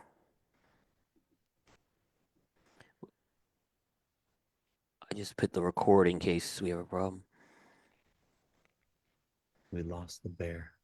Yeah. Oh, I think he'll be able to re-record when it happens. So it Oh. won't be, but just in case. There he is. Yeah. EFT. Do you Yeah, guys hear me okay? Yeah, Bear, the recording stopped on your end, so you may want to re-record. Okay. Yeah, I hit the record on my end just in case, but when you dropped Thank it, yeah, but make sure you get it back on your end for sure.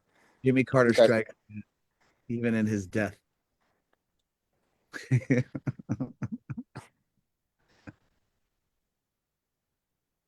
Yeah, I'll Yeah. bring it back up, guys. Yeah, if you could hold the show for a second while I pull this back up, Absolutely. that'd be great. Absolutely.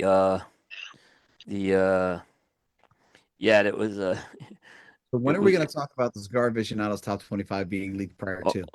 Hey, Well- that's coming, Mike. Don't. Oh, you can watch Jukebox tomorrow. Hey, Mike, I just got to appreciate something for a list that no one cares about anymore, right? Yeah. You guys spent 35 minutes of a show talking about it, so yeah. Absolutely. So people care about the list. You care about the list. I don't really You absolutely care about the list to spend 35 minutes on it. You can't convince. You might not agree with the list, and I'll respect that. But you absolutely, and it absolutely has an impact that you would spend 35 minutes on a show talking about it. Because if you didn't care about it, you would say, "We're not talking about this." Like I stopped talking about TAA, and I won't talk about TAA anymore, right? Because I don't have anything to do with it anymore. Okay. And I'm not gonna debate it. But so I think I respect the point. You might not agree with the list, but you spent 35 minutes on it. The leak part, I think, was just simply you didn't see our show. I think that part is just a misunderstanding with that. Yeah. Well, There was nothing leaked, but because we'll get that. Well, I don't want to steal Bear's thunder on that. So yeah. Since we're bringing it up here, I'm about to log back in, guys. But I think Mike, we did a show actually on this, and for what it's worth, while I missed on the cigar, I did predict that my father would take the number one spot. And if you watch so McTavish does a PowerPoint, okay, and if you watch that PowerPoint, that's how I predicted my father. It has nothing. There was nothing. Look, have I seen leaks? People have said stuff in the past, and some has been right, some of it's wrong. This one, no, I didn't have it, but it was a no-brainer. There were only two companies that were going to get it. It was my father or LaFleur. Those were the only two that had a shot at that point. Well, you said a lot now, Coop, and I want to respond. I just don't know if right now I'm allowed to respond or if I need to wait. So, Bear, if you want me to wait, I'll sit tight here. Yeah. But do I? As far as me talking about it on the show, here's what I am going to tell you.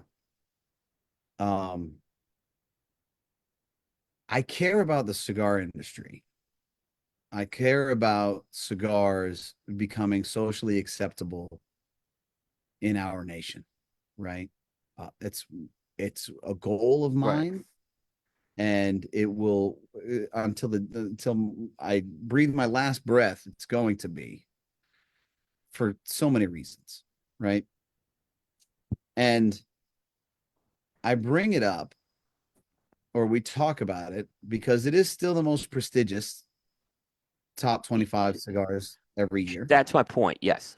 And it's important to me to try and educate consumers that don't take the time and understand or go down the rabbit hole and look at cigar reviews like yours and like Half Wheels.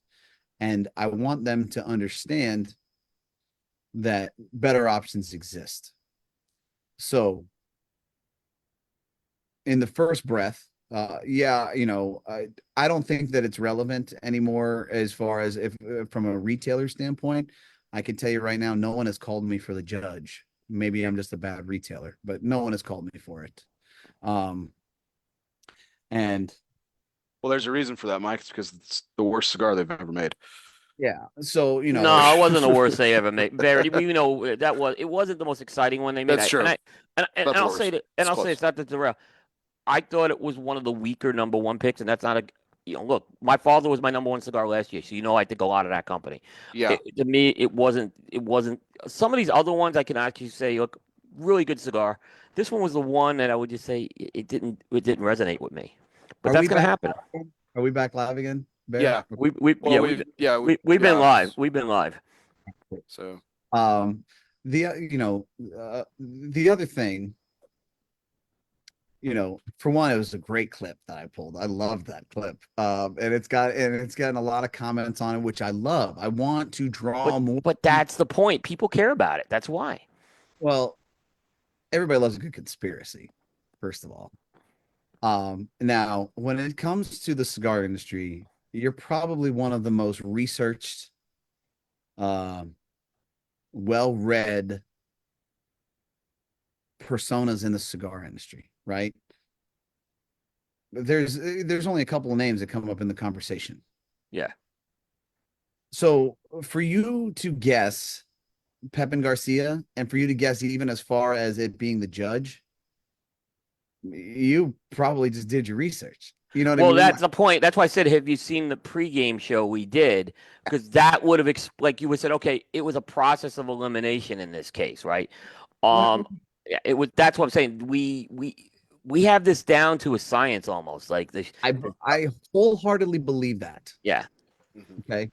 Now, for a guy like John Huber to flat out say, "Hey, I think it's Pepin Garcia," he's not doing the research that you do. Not even close. Love John. Good guy. But he flat out says right after he makes a comment of, "I think it's going to be Pepin Garcia."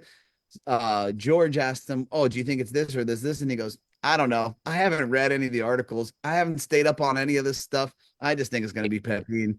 That goes to show you. Nah, I see. No I way. understand. Okay, here's what I'll say. When we figured out is there is a list of like what we call like automatic bids that make the list, right? Mm-hmm. So the automatic bids is like was it like 14 companies? I forget what it is, but there's a number of companies that we have. And honestly, there were maybe three if you counted Ashton, but I don't think anyone thought it was going to be Ashton. There were two companies that everyone thought it would be, and it was my father or Olaflor at that point. Because when Padron fell out, and I picked, actually my pick was Padron. When Padron fell out, it was a no-brainer. It wasn't gonna be Nick Malolo. That's what I'm saying. It was gonna be because Nick's not an automatic on that, right? Hey, it doesn't pay enough. Well, I mean, Habanos don't pay anything, and they get number one. Right. I mean, I hear this all the time, and Habanos don't pay a dime. I guess that's fair. Yeah. So. Okay. So look. And here's what I'll say, Mike. And here's what else I'll say, just on that comment. Mm-hmm. Have you look? And I'm appalled sometimes at some of the online lists I see, how bad they are. Okay, so you might disagree with Cigar Aficionado and their methodology, but I'll say this: they put the effort into putting that list together, and they don't just write it on the back of a napkin a couple minutes beforehand. I don't think they. I really think they put the time into that. Just how we've seen how it goes from the scores into, and it's a whole tournament. They do a tournament kind of way of approaching it. Mm-hmm. I wish they would disclose the results of that. That would be much if they did that, that would be great. They have that level of transparency. They get into trouble with that because they don't want to have that level of transparency. So when you have a blind cigar tasting Yeah. of banded cigars, Yeah. and you're given a cigar Yep. that's Solomon that ranked above 90 Right. in that year, you're going to tell me that you have no idea that that's the LFD Andalusian Bull? No, of No. course not. But Yeah. your point was wrong on Judge because there were two 5x60 cigars at 1 and 2 this year. The number 2 cigar was also it was a 5.5x60. So there were two box pressed cigars at that size this year. They had 260 ring gauge cigars. Never happened before in the aficionado.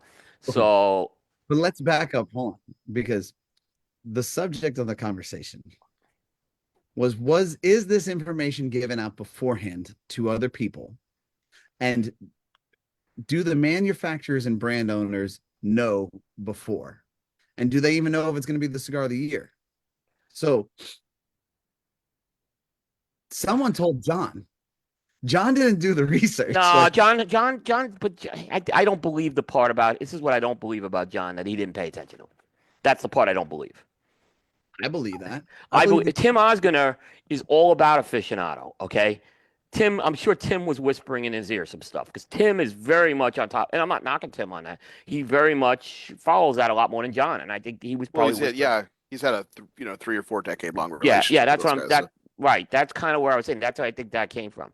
I don't, Mike. There has been stuff that's leaked out in the past. Yeah. I mean, it has. This time, nothing leaked out on the 1. I can tell you that straight out. Nothing leaked out on the 1 this year. In previous years, you make that argument, but nothing leaked out this year on the 1. This was, it just didn't happen. I remember one year that Alec Bradley reps were telling me that Family Reserve was going to get number 1, and they were telling retailers and everything, and they didn't get it. That was the year they gave it to Bahike. And then it was funny. Alec Bradley gets it the following year with the Prensado, yeah. But that was a big. I remember they were coming and telling retailers. There were reps telling retailers that Family Reserve was 1, and they were telling people to buy it. How true that was, I don't know. What Well, if I told... no, there was just one year too where we weren't the only ones, but we knew someone, Coop, that actually cracked it because Cigar Aficionado was silly enough to actually create a link. There was a very predictable link. So you had the Cigar Aficionado link, with all the characters and everything like that. And there was like / number 1, number 10, 2000 and whatever, right? So and they hadn't announced the number 1 yet. So like they were doing that. And the hyperlinks were like number 10, number 9, so, we happen to know someone. We're probably not the only one, but we happen to know someone who was like, "Oh, I just want to see if number 1 is live yet." And sure enough, it was. And so we were able to see who the number 1 cigar was. Yeah. 2 days before it was announced. Yeah. Luckily they learned from that lesson, though. Yeah. Yeah. In fact, Bear, you were really spot on with your prediction this year because Bear did pick My Father, and you had this 1-7 scenario you talked about. Mm-hmm. And you got both. 7 was Rocky Patel, wrong cigar. Yeah, you had Rocky and, Patel. And then I had the wrong cigar in both cases, but I had the companies right. I had the right cigar, and I had the right cigar, by the way. Just I want the conviction. I said it was making the. I had that. I thought it was a little lower, but yeah, I had it. So I think, like I said, that's my. If you wanted to answer how John may have known, I honestly think that he's got a partner who pays more attention to that. That's kind of why I think if I had to guess why he knew. What if I told you that brands and manufacturers would call me and they told me what number they were going to be? This year? Well, we didn't hear it. We didn't hear it. Now, how did you hear it? Like, how far in advance did you hear it? I'm just giving you a hypothetical. Okay. I won't jeopadize. Yeah. I won't jeopardize anybody. No, I get that. We would have heard it. Bear and I would have heard it. That's if they were telling you that because these guys can't keep quiet, is what I'm saying. Yeah. We would have heard it. We would have heard it. What if I heard it and you didn't hear it? Well, you either got to. I'd be surprised. If you heard it, then it leaked out. Then don't kind of come back around and say Coop heard a leak. Say I heard the leak. Right? I'm just saying that's what you should have said then if you heard it. I said, is it possible that the information comes out beforehand and people can hear about it, right? Now, you would just so happen to say, I think it's going to be Pepin, and I think it's going to either be this one or it's going to be the judge, right? Now, Yeah. I know who you are in this industry. Right. I know that you're very capable of deciphering what you think the number one cigar is Right. going to be. Probably going to be accurate at that. I also know that there's a strong possibility that brands and manufacturers know when they're going to hit, even if they knew a day before. They could go to top retailers and say, hey, listen, it's probably in your best interest to buy a lot of these, right? Without even saying it. And then when it comes to a smaller retailer, a guy who doesn't necessarily carry a ton of their brand or a ton of their product, but $4,000 annual or $5,000 annual wholesale of them is a ton of money. They don't get that call. They don't get that, hey, you might want to take a look at this, right? And that's the point that I'm trying to make is that, for the retailer that could make the couple extra $100 that would make a big difference to them, they make that call after it's number one, and the response that they get is, well, you might want to order a few more because it's going to be on back order for a while, right? That's fair. And that's what sucks. Yeah, that's a fair point. I don't think that's happened. I think this is what's happened, and this is what I've heard. Some manufacturers have gotten calls saying, can you send me the box of this particular cigar? And that's, I think, where this starts. I don't think Aficionado ever discloses this. I don't think it's in any interest for them to get this to leak out ahead of time. They've got these guys by the nuts, is what I'm saying. So I don't think there's any advantage for them to say, oh, you're getting number two, just wait this week. There's no advantage. As someone who does a year-end list, I can tell you there's no advantage for me to do that. There's no advantage for me to do that. Go ahead, Mike, please. The way this industry talks. You don't think that a brand or a manufacturer has the ability to look at a media company and say, hey, listen, we invest a lot of money with you guys. We have reason to believe that we're going to pelt somewhere 1 through 3. It would be helpful for us if you could kind of steer us in the right direction. You don't think that those conversations happen? They may happen with some smaller companies. Maybe with some smaller companies they do it, but I don't see it. I have a lot of big sponsors who are very into this list and get very angry when they don't get on this list, and I've never had someone do that with me. Is what I'm saying. And then they get pissed at me when they don't make a list. I think companies like Padron, Fuente, and Oliva care about the list and being on the list. I don't think they care about the cigar. I don't think Carlito cares. I'm going to be very transparent. I think Carlito's very grateful to get number one, but for my conversation with Carlito, he don't care. Padron doesn't care a lot unless they get number one. They don't even acknowledge it. They're icons in the industry. They're going to be A-okay whether they hit either way or not. Yeah. Yeah, but I don't know. I mean, now I'm just saying I think I've established myself enough where I have those conversations have not happened. Now maybe some of it is because they know me enough to know I ain't going to tip my hat to them by any means. So, even in the sponsor agreement, when you do a sponsor agreement with me, one of the things is you're not guaranteed any scores. You can't influence the scores, and we don't even have to review your cigars. I mean, it's kind of that's all in my sponsorship contract.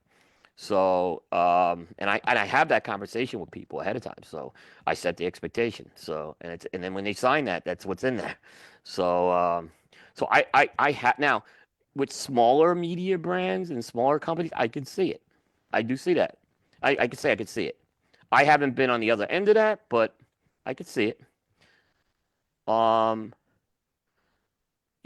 problem more is this is, if you're communicating with the media and they're reviewing your cigars, you're going to have a better chance. That's why Saka makes the consensus every year and wins it. He's constantly engaged with the media on that. It's a 12-month cycle he goes through, and then he sends the cigars out at the right time, where it's fresh in everyone's mind. Yeah, but he has never. I don't think he's ever waited. He said, if you want my cigar, it's fine. But he knows the game to play, so he plays it that way. Sure. And he's never complained about a ranking either. Well, yeah, he got mad at me once, but it wasn't over the ranking. It was over when an unreleased cigar got number 2 on the consensus. That was, and I went nuts on that. That's a different argument, Coop. And we may have another cigar this year that He never, he was nothing but grateful when you gave him the #2 cigar of the year. That's my point. And it wasn't #1. But he was very grateful. And and I always say if the cigar is that good, it will. That's why it will show up next year if it missed the deadline. Yeah. I mean, this is a great segue for me. I don't mean to take over here, Bear, but it's really kind of remarkable in the fashion that, okay, so we're gonna agree that we're gonna say that Santa Claus exists, and that CA never leaks any information. Okay, for lack of argument, I'll give it to you for this small segment of the conversation. With that being said, the guy who's great at marketing, right, is never acknowledged on this entire top 25 because of a beef with whoever. But it's not a biased top 25, right? Oh, it's insanely biased top 25. Yeah, no, I'm very. I have a different position on this, Bear. I'm very passionate about this point. Yeah, I disagree with you on this, Bear. I've made it very clear. I mean, I've argued with Saka about it. I mean, he's contended that it's a mutual agreement he doesn't acknowledge them, and he doesn't acknowledge them, and they don't acknowledge him, and that's okay with him. And my point is still very much that for a leading journalistic publication in this industry to not acknowledge one of the hottest and most prominent manufacturers in the last 25 years is an absolute sham. I'm a subscriber of Cigar Aficionado. I will continue to be a subscriber of Cigar Aficionado. I care about this list. I think it's fun. I think it's a great publication, and they do great work in some areas, but this is one area that I get really hot under the collar about. I'm even adjusting my collar right now. I get really hot about because I think it's an absolute sham, and it's disgusting that they let a personal beef get this far that they can't forego it in the interest of journalistic integrity, which they claim to be. But sometimes things happen beyond that. It's unfortunate it happens. But it happens. I understand. You have a right as a journalist to not cover someone. That's my feeling. You have that right. And if you're not covering someone, there could be whatever reason. I'm not saying the reason is right or wrong, but you have that right. That's part of the right of a journalist, by the way, in this country. It's not just freedom of the freedom of the press is not just what you cover, it's what you don't cover as well. Now, it leaves you open. Now, the argument's fair. Okay, then something's wrong if they're not covering. That's a fair beef to say, but it does happen sometimes. To not acknowledge the existence, Coop, and to proclaim, because there's differences here.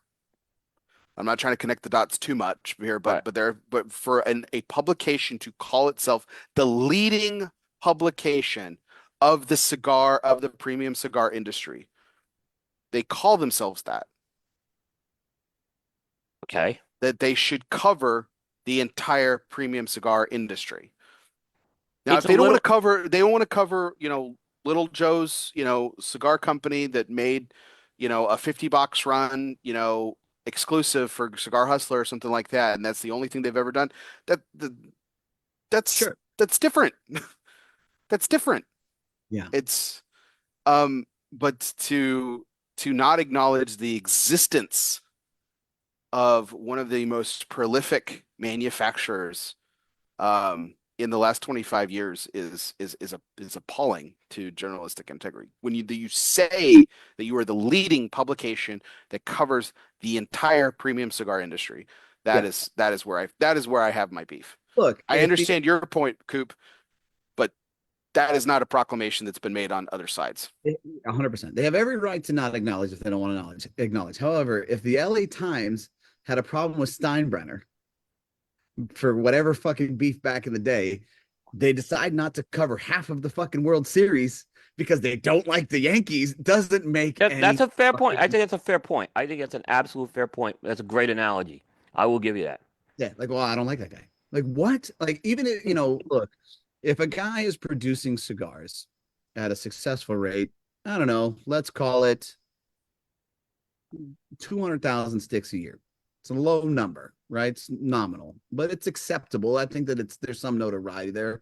Like, hey, this guy's trucking along, right? That's about Rainier Lorenzo's production, right? Out of his factory is probably what, 250, 300,000? Well, let's use Lorenzo as an example. Let's say I fucking hate Lorenzo. Okay. I just don't like the guy for whatever reason. I don't know, just did something, we just disagreed with something. We had a blow up fight at PCA, whatever. And the guy makes a cigar, and I smoke the cigar, and I think it's a good cigar, a damn good cigar. I'm going to say it's a damn good cigar. I don't care if I hate the guy. This is one of the many problems that I have in the cigar industry. Like Roma knocked it out of the park. They have a Sumatra Volstead that I think blows any other Sumatra out of the water as far as anything that's been out in the past 2 years. Maestranza, incredible cigar. They rated it. Aficionado. They were in play, by the way. Maestranza was actually Yeah, that's true. They were actually in play with that one. It had a 91, so they were in play. And I mean the idea of the Sumatra is subjective. I'll just say that. But I hear what you're saying. And this guy, I mean, and Skip and Michael are not fly by nights. They've been in the industry for over a decade at this point. How do they not get a nod on the top 25? They have gotten it. They were on one time, what, 4 or 5 years ago? Like, how are they not in a conversation every single year? They don't get reviewed enough. That's one of the things. So like you have to get reviewed. Again, that takes back to the Saka argument. Like, why doesn't it even get reviewed, right?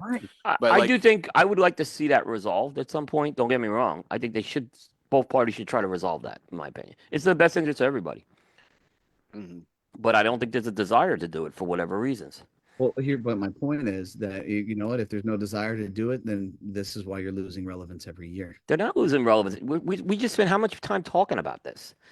Like, if it wasn't important, we shouldn't talk about it. That's on a media level. We're entertaining the demise of this company, which I have no problem. No, we're not. We do a show. We do this. So we do a pregame show. We've done it every year since 2017. Okay, we've done this show. We skipped 1 year because they moved the timing of the list, and we didn't have our data collected in time. And I'm telling you, the industry went nuts. Like we got more blowback. Why didn't you guys do this show this year?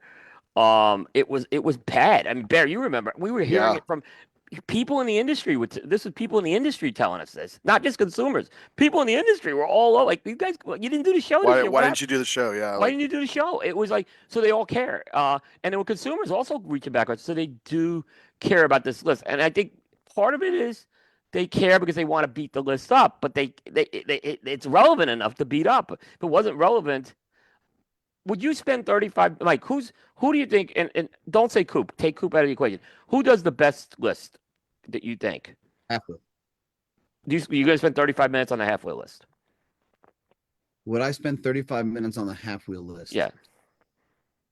Why not? I think it's worth it. By the way, I think it's worth it because I think it's a very eclectic list they put together. To be honest, I think that's a fair point, and I think that I'll have to wait till March of 2025 till you're done with your top 25 list. I'm January 13th. I'm going to talk about yours more. Yeah.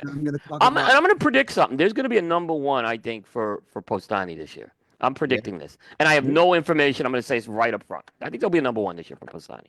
I would love that. That would make me feel. Yeah, you have a 4 on Coop. It won't be this year from Coop, but you have a high one on Coop. The War Bear, right? Yeah, War Bear was amazing. Justice is really good. I got to say that I just finished my Justice and I really enjoyed that. That's the best size by far. It was the best size. I enjoyed that size. That was my first time I smoked that size. So. It's kind of funny to me, and I'm gonna go back to this conversation in CA, right. But. I would say that there was a point in time when, like, for the longest time, I didn't really care. I was like, oh, cool, But I think that as I've gotten older and more in this industry, and because I've love and respect for a lot of you guys, when you guys give me a nod, I'm like, fuck yeah, it's a good feeling. I'm like, all right, cool. Yeah. So I'm grateful for that. You've had two, yeah. The SBC made it a couple years ago on Coop as well. So you've had a couple. It's for a small company. It's very good on Coop. Thank you.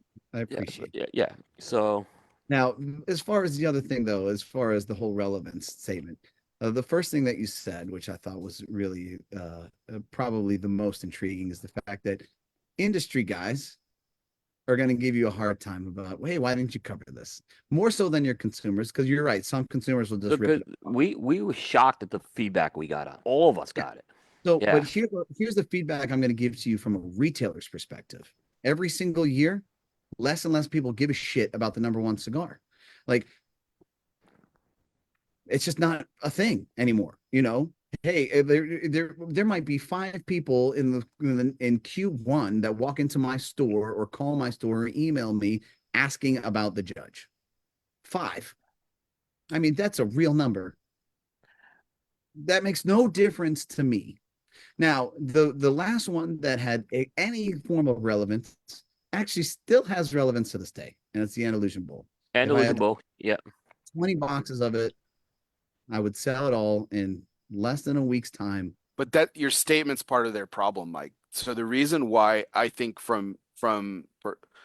I have a differing perspective. I experienced from a retail point of view, so many people coming in every single year asking for the number one cigar. Yeah. But it started with the Andalusian Bull. It continued the following year with the Eye of the Shark. Yep. By selecting cigars that were a limited production, really, really hurt, I'll use your word, hurt the relevancy of this list and impacted the retailers the most. Because yes, you get your allotment of Andalusian Bulls and they're gone, and that's great for you. But it's also not, because when those guys come back looking for more Bulls and you don't have them because you haven't gotten your next allotment yet, it's like, I mean, you're a good enough retailer to turn them on to something else, but a lot of retailers aren't, Yeah, and that hurts. That hurts. Encore was very big, but because Timmy was working retail and he got a ton of people coming in for the Encore that year. And then I had a box at home, and he's like, "You had a box of these?" Like I said, "Yeah, we had bought the box a few months ago." So that was a very big one, for Encore sure. was the turning point for me, to be honest. Encore was the one that I got in and didn't move. Interesting. Right? This one was. I haven't talked to enough retailers on Judge yet to make an assessment of it. I just haven't talked to enough. I know that the Monte Cristos, there was a huge order. A lot of people ordered that. I do know that. So, okay. So I say all these things and I talk about the possible leak and I talk about all these things for a point, right? And the point is not to attack you by any means, which is obviously not the case. No, right? no. I responded on Jukebox, and everything I told you, you heard on Jukebox. That's exactly what I said. I just kind of pointed those things out. Yeah, and like what's awesome too is, and I'm very grateful for our friendship because we don't have to agree with everything. We can. No, we don't. We don't. Yeah. We can still continue forward as friends, which I'm very grateful for that. Yeah. What's important to me is, for one, to educate consumers about other options that exist, not just the cigars that are solely on this list, and for two, to educate retailers to not be so concerned about a brand or a manufacturer that really doesn't give a shit about you because you don't move the needle for them anyways. Whereas you need to learn how to focus on finding good cigars, identifying what you think, what makes them good, and then educating your consumers on why you think they're good. Right. Not just, hey, this is the number one cigar, you should smoke it. Right. And that, for me, the only way that this industry grows is if that happens, right? And I've done wholesale enough with enough retailers to see how blind and dumb a lot of them are, right? Maybe dumb's a little over the top, but I really want them. Blind is fair, though. I really want them better. It's I say dumb. I don't say dumb with malicious intent. I say it because I'm like, hey man, hey idiot, you need to fix this. This is your opportunity to grow and become something that you can feed your kids with. that maybe even if you get really good at it and you love it so much, it could be a generational business that can be passed down from your kids if they love it, you know?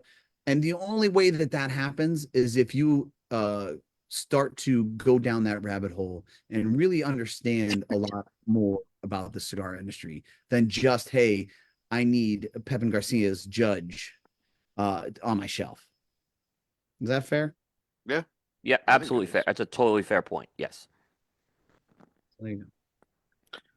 It's a good time to mention that my top 10 cigar list will be coming out next week, a week from today, onto this show. And as we've established a tradition for the last couple of years, I will be accompanied by George Brightman, who I did give all of my top 10 cigars blind to, and he's going to try to smoke through them. Fortunately, George has been under the weather, so he's not going to be able to get to as many as possible, but he's going to, as he said, he will put forth the college try effort on the show live and actually smoke as many of the cigars as he can to kind of give an assessment for it. So it's always fun, it's exciting, and we get to go through a top 10 and talk about different things in the industry as well too. So it's good Okay, stuff. well, before that show happens, let's get George a light. Let's get him an appropriate chair so that he's not You, completely you know what's slouched. funny? You didn't see the show when Dave Burke's light went out. We had a show, and it was a long story. His light went out, In the and dark. and I was like, they're gonna kill us over this. And we kept hearing it. That's the one you're talking about. Yeah. Because we had I to had, do it when it was normally we do it. It's daylight for him, and we had to do it at night, and his lighting just didn't work. I'm like, we're gonna get destroyed over this from these guys. I had to go back to do that. So Well, Yeah, yeah. my show, the show's not over yet tonight, but I've timed my garage light to know that like the lifespan of when it goes out eventually and stuff, and it's like right up against it. And the light was actually left on all night last night, and I was like, oh God, this is You gonna have a go out in the timer? middle of You the have a show. timer? I don't have a timer. I just I know how long the light bulb lasts with the amount of Oh, time that oh, this would be great if the light goes out on you. I know exactly. And yeah, I was like, the light's gonna go out with Mike on the show, and it's gonna be terrible. Oh, So, it would be well, epic. I already had a malfunction with the recording, so that was great. things But yeah, I just wanted to show a photo of Jimmy Carter and his brother. That's all I wanted to do, but it's fine. Leave it to Fine. Jimmy. Yeah. So, but let's kind of go through our fun segments for the rest of the night here too, as we wrap up tonight's show. Our next segment is brought to you by Artista Cigars, which is truly the last hidden gem of the Dominican Republic. With nearly 70 years of rolling cigars, the family behind Artista believes in honoring their long-held tradition of handmade artistry. Artista's blends include factory-exclusive tobaccos and front marks for every budget. In fact, Artista Cigars has one of the most varied portfolios on the market today. There's something for everyone at Artista. Now, if you're like me and you can never really decide on what cigar to smoke, Artista is a breath of fresh air because I can literally take something from any box of Artista, and I know that I'm going to get something truly special. So this is our this or that segment, guys. Harkening back to the genesis of tonight's show, which was the birth of my son Justice and everything, and we've been talking a lot about fathers and sons, um, and daughters for that matter, because you both have daughters. I thought I'd go back on this topic. So if you had another child today, okay, and I know that that's probably more of a possibility for some of us than others, but if you had another child today, would you prefer it to be a son or a daughter? I think it's a equal opportunity for both me and Coop at this point. Yeah. Yeah. I would be Fair enough. really happy either way. I have three boys. But there'll be 30 something years difference between the daughters. It may be an interesting dynamic if we had another daughter again. Okay, fair enough. For Mike? me, I honestly don't know. I would say another son. See, another son would be cool because we could do like my sons and I have a little bit of a locker room talk sometimes, so that's kind of fun. So I yeah, just, yeah. you So know, it's a fun part. Yeah, yeah, for me, my daughter is so special for me, yeah. I hear you on that. I've been there. right? And I don't want another one of that, you know, like that. She is the one, right? Yeah, So I don't need, I agree with you on that. Yeah. right? I don't need a second one. I need I could always use another guy, I guess, another son, but like the one daughter is very Yeah. special. So I wouldn't want to ruin that that feeling. Was that when you guys found out you were having a girl, Mike, was that like we know we're done kind of thing? You mentioned that you probably won't be having another child. Was the fact that it was a girl, we're like, okay, we've got the girl now, we're good. We've got the boy and the girl. I pressed for number 3. I said, hey, let's give it one more go here. And I said, hey, I'm gonna deliver the girl. We're gonna have it's gonna so so the factory was opened and and we had the girl. Now, if I had the boy, I think my boys would have been super happy. They were a mess when we did like a whole big cigar thing, and we did like a gender reveal, and they wanted another brother, right? And they were not happy when it was a little girl. But, I was relieved it was a little girl. You know, that was a tough sell for number 3, and I'm glad it paid off. I don't remember actually what your question was at this point, to be totally honest. We never said the factory was closed. There was almost a fifth that didn't work out, unfortunately. But we didn't after that. There wasn't anymore. But there was a time we thought there was gonna be a number 5, and the Lord had other plans with that one, I guess. So That's tough. it was tough on my wife, yeah. But yeah. It's Um, Yeah. yeah. What's easier, sons or daughters? Sons. Sons. From a dad's perspective, It's sons, easy. Yeah, it's easier, sons. Who's messier, sons or daughters? Sons. Sons. My 29-year-old still can't keep he lives at home, still can't keep a room clean. It's a disaster, yeah. There's, kids shower every night, right? Yeah. And Justice, for whatever reason, refuses to put his towel back when he's done. It's always in the spot in his room. Yep. And I gotta tell him every single night, dude, why? I know this is yours. I know it's not his. I know it's yours. Yeah. And Yeah. Jack is a complete disorganized savage. Yeah. All the time. Yeah. He's insanely intelligent, but extremely disorganized, Yep. That's kind of like all 3 of my boys. Yep. Yeah. So there you go, man. Yeah, sons are definitely dirtier than our daughters. I know you both have very special relationships with your kids, but you both talked about tonight specifically like your special relationship with your daughters. But I want you to think a little bit harder about this question. Easier to relate to? Sons. There's things that my wife and daughter can only talk about. It's fair. Yeah. If I always feared if I was a single parent when my daughter got old. It's just, and I'm not just talking about, it's just in general the female psyche. It's tougher, yeah. No, we've talked to. Go ahead, Mike, please. Sorry. There are things, in my life that I always kind of look back on and reflect. And I always try my best to nip those things in the bud when it comes to my kids. I think that when something bad happens to you in life, your brain starts to manifest.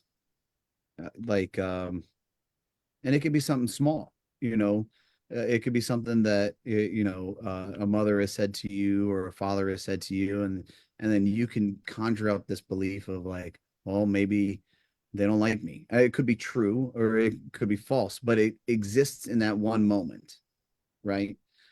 And if you don't address that, you allow that thought to grow, right? Now, with my sons, I have seen it. I've seen that statement exist over something stupid. My oldest son's the best example for that. There was a time when he was emptying the dishwasher. It's one of his responsibilities. And he said, oh, well, I'm the least favorite child. Right. And it was in the morning. And this was recent. And he went to school and I went to the gym. And then I decided to leave the gym. And instead of going to work, I pulled him out of school. And I said, I'm like, hey, listen, you made this comment today. And I'm not okay with it. You know, you said that you were the least favorite kid. And I'm going to give you 3 points of view and to tell you how not true that is. You know, number one, like, who do we spend the most money on? You know, and he says, me. And I said, okay, number two, who do I coach the most? Personal with quarterback coaching, with coaching for the team, with basketball, whatever. Like, who do I coach the most? He goes, me. I said, okay. Now, what kid spends the most time with us? Who comes out on the patio to watch football games or TV or whatever and spends the most quality time with us? He's like, me. I'm like, okay. So when you say that, it's not clearly not accurate. And like, I don't know where it's coming from and I don't know where that feeling is manifesting, but I need you to start understanding that that's not true. Right. Um, so like I can see that with my sons. I can see my own past experiences where things have happened to me in life and those things have manifested and my parents never identified them, nor could they bother to, right? Where I do everything I can to break that habit and try my best to address any little inclination that I think that what they are thinking is incorrect, you know. So much to a point where I'll drop everything I'm doing in my day and go and take care of it and pull him. I don't care if there's if there's an FCAT quiz going on. It's not nearly as important to me as his perspective on what he thinks this house is, right? So it's pretty powerful. Kind of to that point too as well, like what what was both of you have had, one more certainly more serious than the other, but Mike, we've talked about this, you're this physical force, and they see that example every day. You mentioned it just a second ago, you go to the gym every day, you take care of yourself. You had that horrible knee injury, yeah. that knocked you out for a while, and they, that was probably the first time they ever saw their dad in any sort of weak stability. And Coop, where I'm going with this. Yeah. You had that horrible hospitalization a few years ago with the sepsis. Yeah. I mean, we as fathers, we want to represent this pillar of power and strength, especially for our children, and for them to kind of see these weaker points. And I know they're both health related, but I mean, certainly varying degrees of that. But I think psychologically, especially in your case, Mike, with younger kids, I mean, how did you guys deal with that with your children? And I know, Coop, I know your kids were a lot older, but still, Yeah. I imagine that this was a discussion around the dinner table. You're still your rock, Coop. You're still the Yeah. rock, no matter how old Yeah. they. Yeah. Go ahead.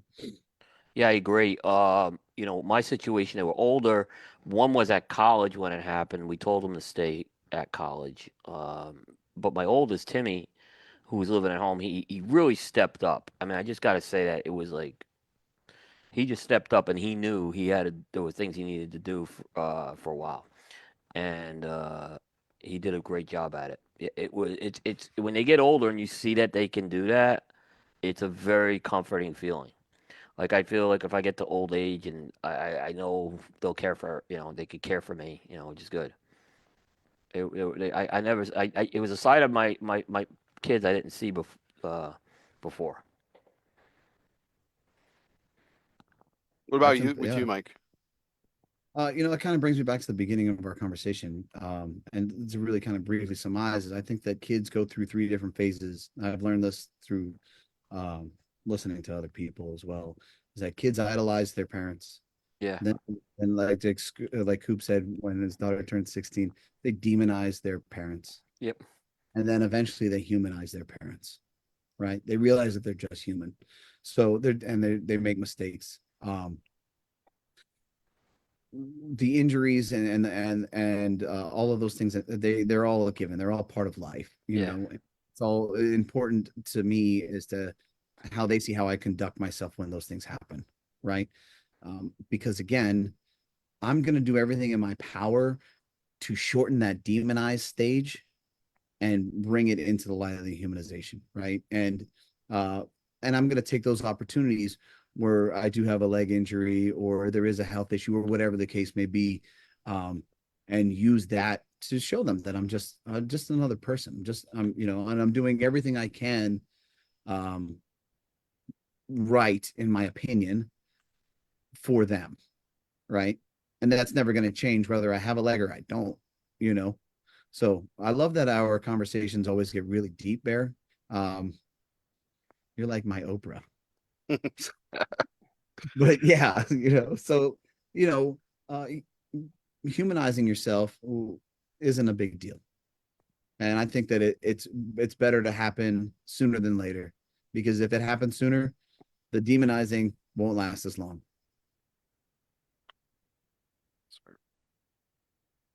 Okay, well, that was our Artista segment. That moves us into our Everybody Eats segment, which is brought to you by Powstanie Cigars. Yeah.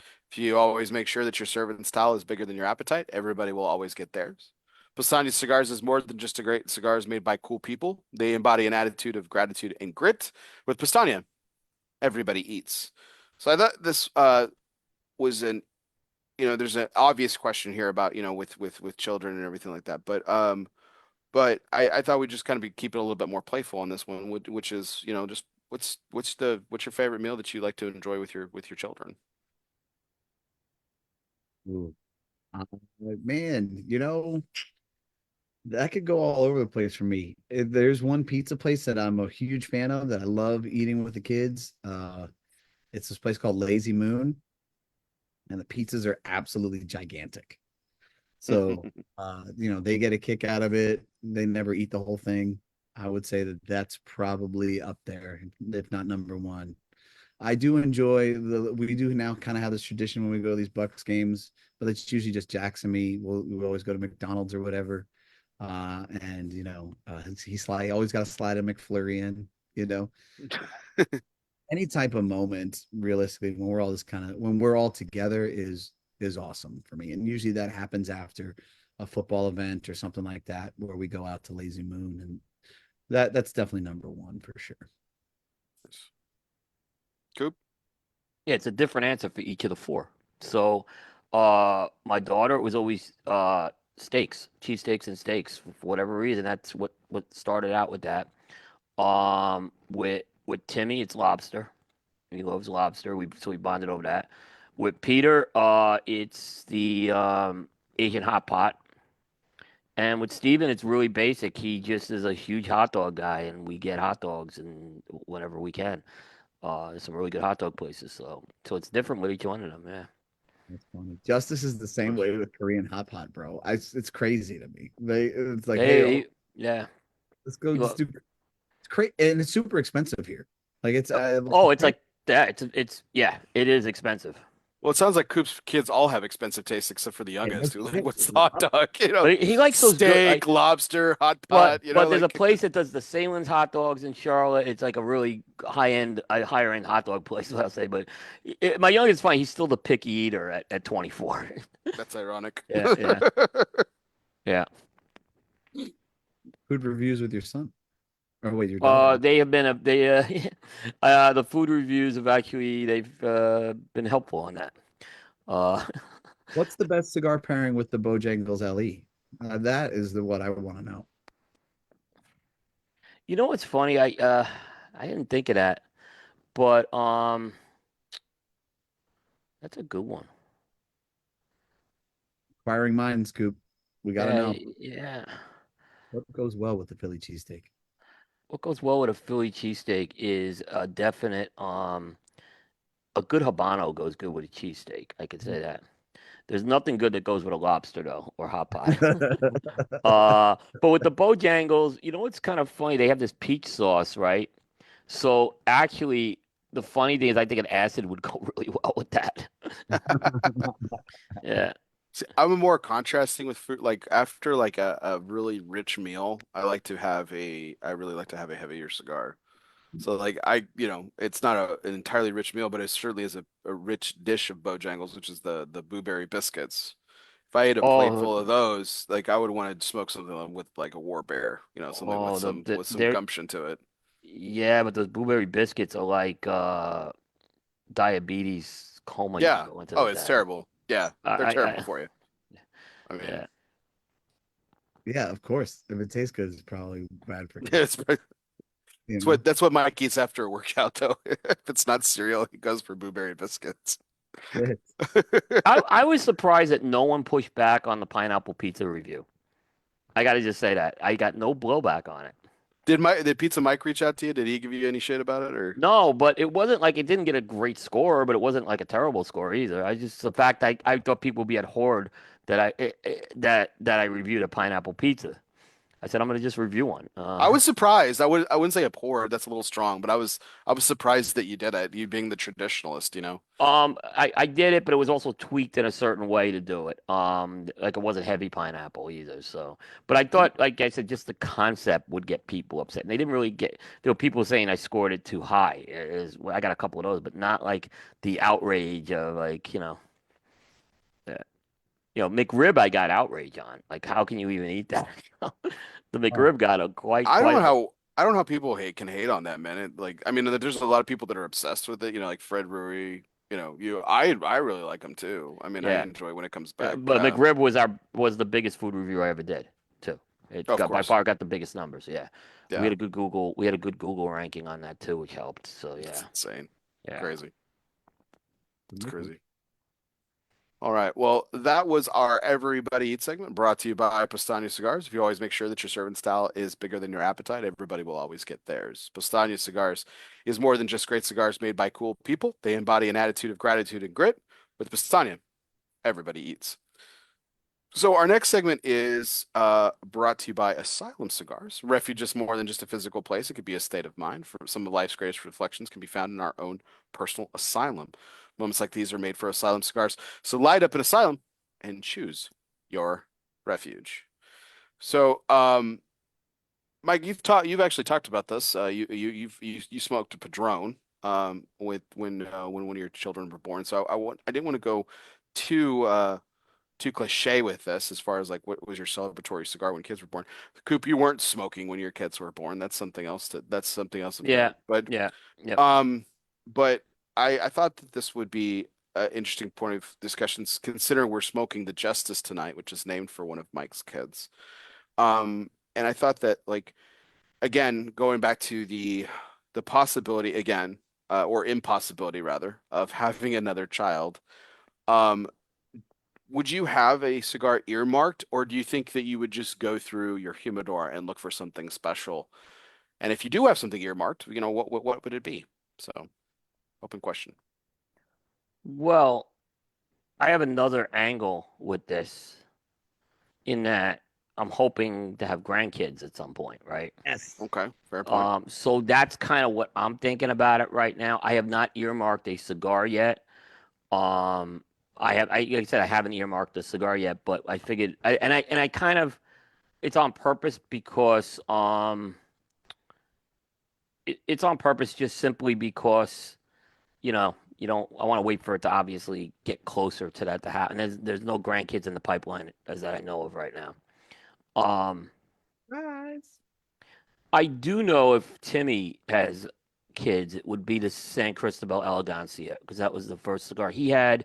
We had that cigar together, and I think I'd get a box of those.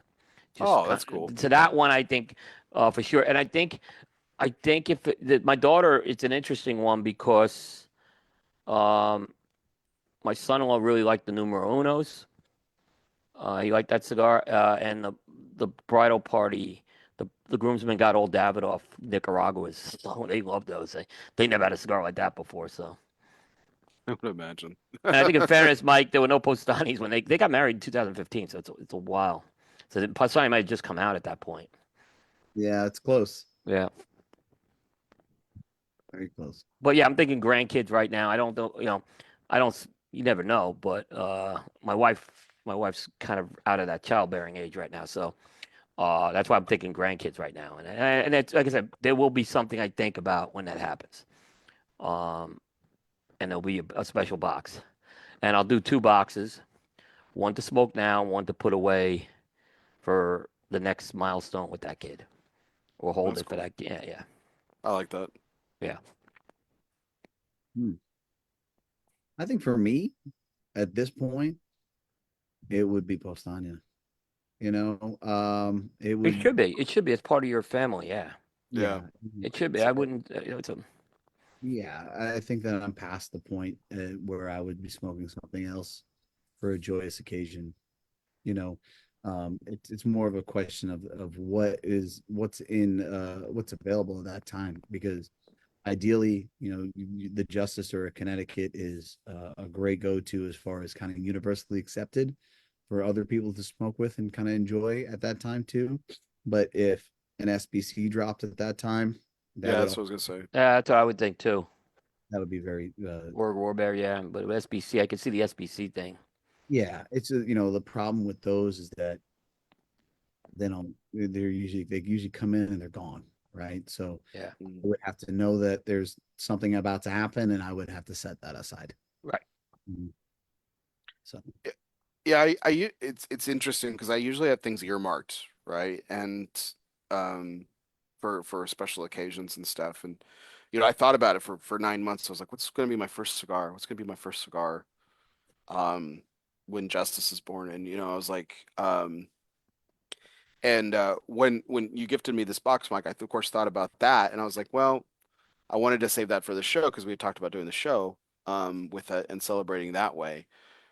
So it's not a cop out because it's a great cigar. It's going to be my number one cigar of 2023. So I just picked up what one of my number one cigars will be for this year. So it had already been selected, and so I'm not obviously revealing that early. But that's what it was for my first cigar after Justice was born. So really enjoyed that, the morning Christmas, and that was a really great moment, and celebrated the birth of my son. But I like the idea, Coop, of the box thing because I didn't have a list, when Jeremiah was born in 2015, but I Right. did have a cigar that I smoked.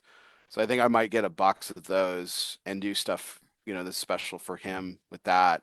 I did have a list in 2019 when Jacob was born. Um, did the same thing with him, and I could do that with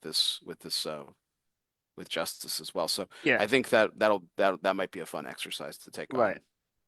So, well, awesome. we'll have to Um, what's that? send another Justice to set aside. That's It's what I'm got to, saying. It wouldn't just be a Justice. yeah. Yeah, Like, yeah. I that's think yeah. Actually, you know what? That's a great point. Yep. Yeah, I think I kind of have to do that. There's I, not a lot of like. I mean, you're in a rare position that you have a kid and there's a cigar with that name. yeah. Yeah. Which kind of led me to a question I was going to ask earlier, and then I Right. skipped over it and stuff in the interest of time. I was thinking about this, and I could really only think of one. There's plenty of cigars that have people's names on it, right? Obviously. I could only think of, and I don't know why I was drawing this huge blank, Coop, and you might be able to help me out here, and Mike, you might be able to as well. Like other than the Justice, the only other Sun cigar that I could think of, and it was phenomenal, especially in its first edition, was the Dano 2012, the Nestor Miranda special selection. That was the only one I could think of that was specifically named for a son. Right. There's like Michael, like from Tatawahe, but that's not a son thing. Yeah. Um. So yeah. I can't think of another one. Yeah, I can't think of one either. Yeah. So that's pretty cool, Mike, that you're also in pretty unique company there too. Could you think of one, Mike? Another? I feel like there's been some in the past. I think that more often than not, though, it's like really small runs, like one-offs, where Yeah. Right. Alec and Bradley, you could sort of maybe say. that's Sure. kind of Yeah, but that's the company, yeah. Yeah, but that was So a company exactly. So even though there wasn't Alec and Bradley's, they had those for a while. yeah. Yeah, The nothing really. E3, the E3, by You know, Ernesto. you know what? yeah, there you go. Fiorella. What's that? Remember Las Fiorella, the Corona Gorda. That's a, Oh, right, daughters, yeah. Oh, yeah. God bless. yeah, that too. That's one. Yeah. Yeah. And that's yeah. I mean that probably comes closest to a regular production. That's a limited edition too. Carney had cigars made for his daughter. Mhm. Um, So but that was, But you know, that I was think what Emmett that was more made, private. Yeah, it was private label private stuff. label. Yeah. I like Yeah. Jay Davis's comment. He said I should name my next son Henry Clay. That way,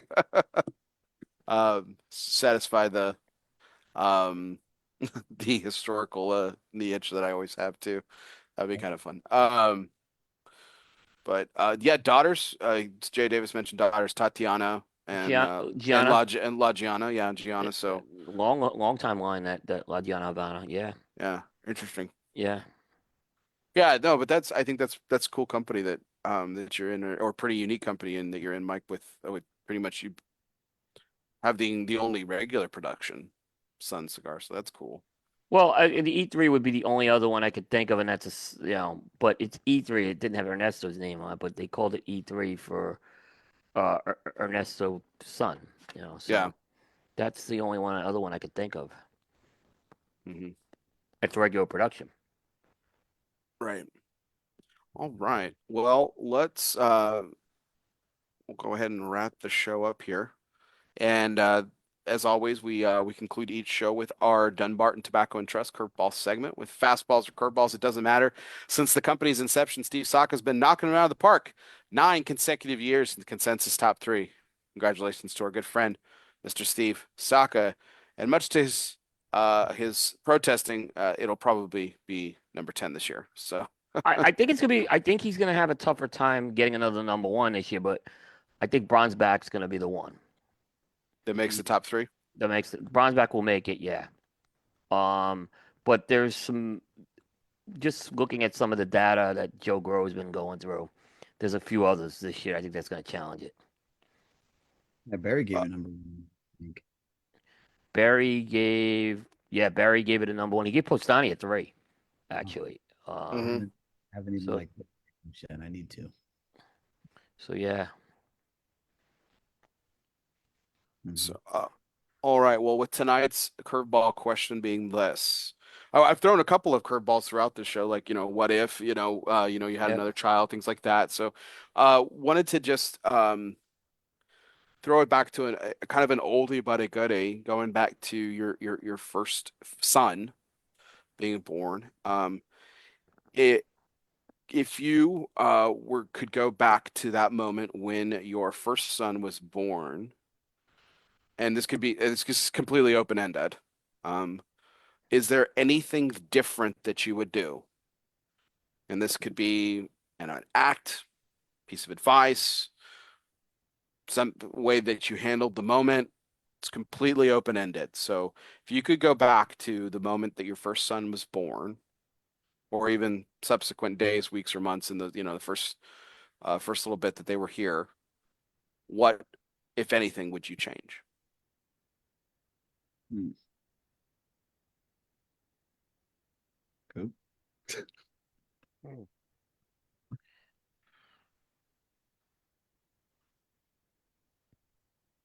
I don't think I would. Okay. I don't think I would. I mean, yeah, I have one thing we should have did. And what back then you weren't doing it. We should have took my daughter to the hospital to see him, and we didn't. We left her with a sitter, and I think that was a mistake. Hmm. Back then it was just that's how it was. This is 95. How old Now was I see it's a lot more of a family thing. Yeah. So if I had to do that part all over again, that's the one I would have did. We would have taken the family into the hospital. how old That was that she was 3.5, almost 4. So your she was kind of old enough. She was mature. And that's the one thing I would have did is at least maybe not have it necessarily at the birth night, but maybe that a couple of days afterwards. And my wife she had to stay in the hospital a few extra days with that one too. So I think that's the one mistake I made. That if I had to do it again, I'd do it. Hmm. I think for me, that's kind of hard. It's really kind of a double-edged sword, because I think through every process of having a child, uh, I've gotten, you always look to get better and improve and be better for your loved ones. I think that I could have done better as a husband. throughout the whole thing and the points after, but I don't think that I would have gotten to that without having those experiences. So, you know, that's kind of where I would end up. I think that I could have done more, but you don't realize that until you experience it, you know? Um, so if that's kind of where I would go as far as the direction of that question. You know, it's a good answer actually. I thought of something, particularly you, Mike. Back when we never found out our sex of the baby till the baby came, but Oh, we never did. We never I did. didn't. I didn't know you did it for all three. I thought you did it for a couple, but I didn't know you didn't. No, Didn't all know. of them. No, all of them. We did not. We did chose not to know. Um, but one thing I have like kind of been intrigued with, what is this whole gender reveal? It's so creative and it's a whole different angle that I might have, maybe I now think differently about it. Is what I'm saying. Because I think there's such creativity I see with these gender reveals, and it's a celebration and stuff. Um, that I love how it's turned into these celebrations. So. Uh, I think a little differently on that now. But even when my daughter was born, gender reveal wasn't it still was 92. It still wasn't common.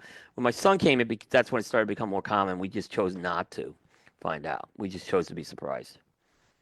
But I'm just intrigued how the whole thing works. Like, I guess the doctor's office must have something to do with this, which I never. Yeah, they Yeah, usually you.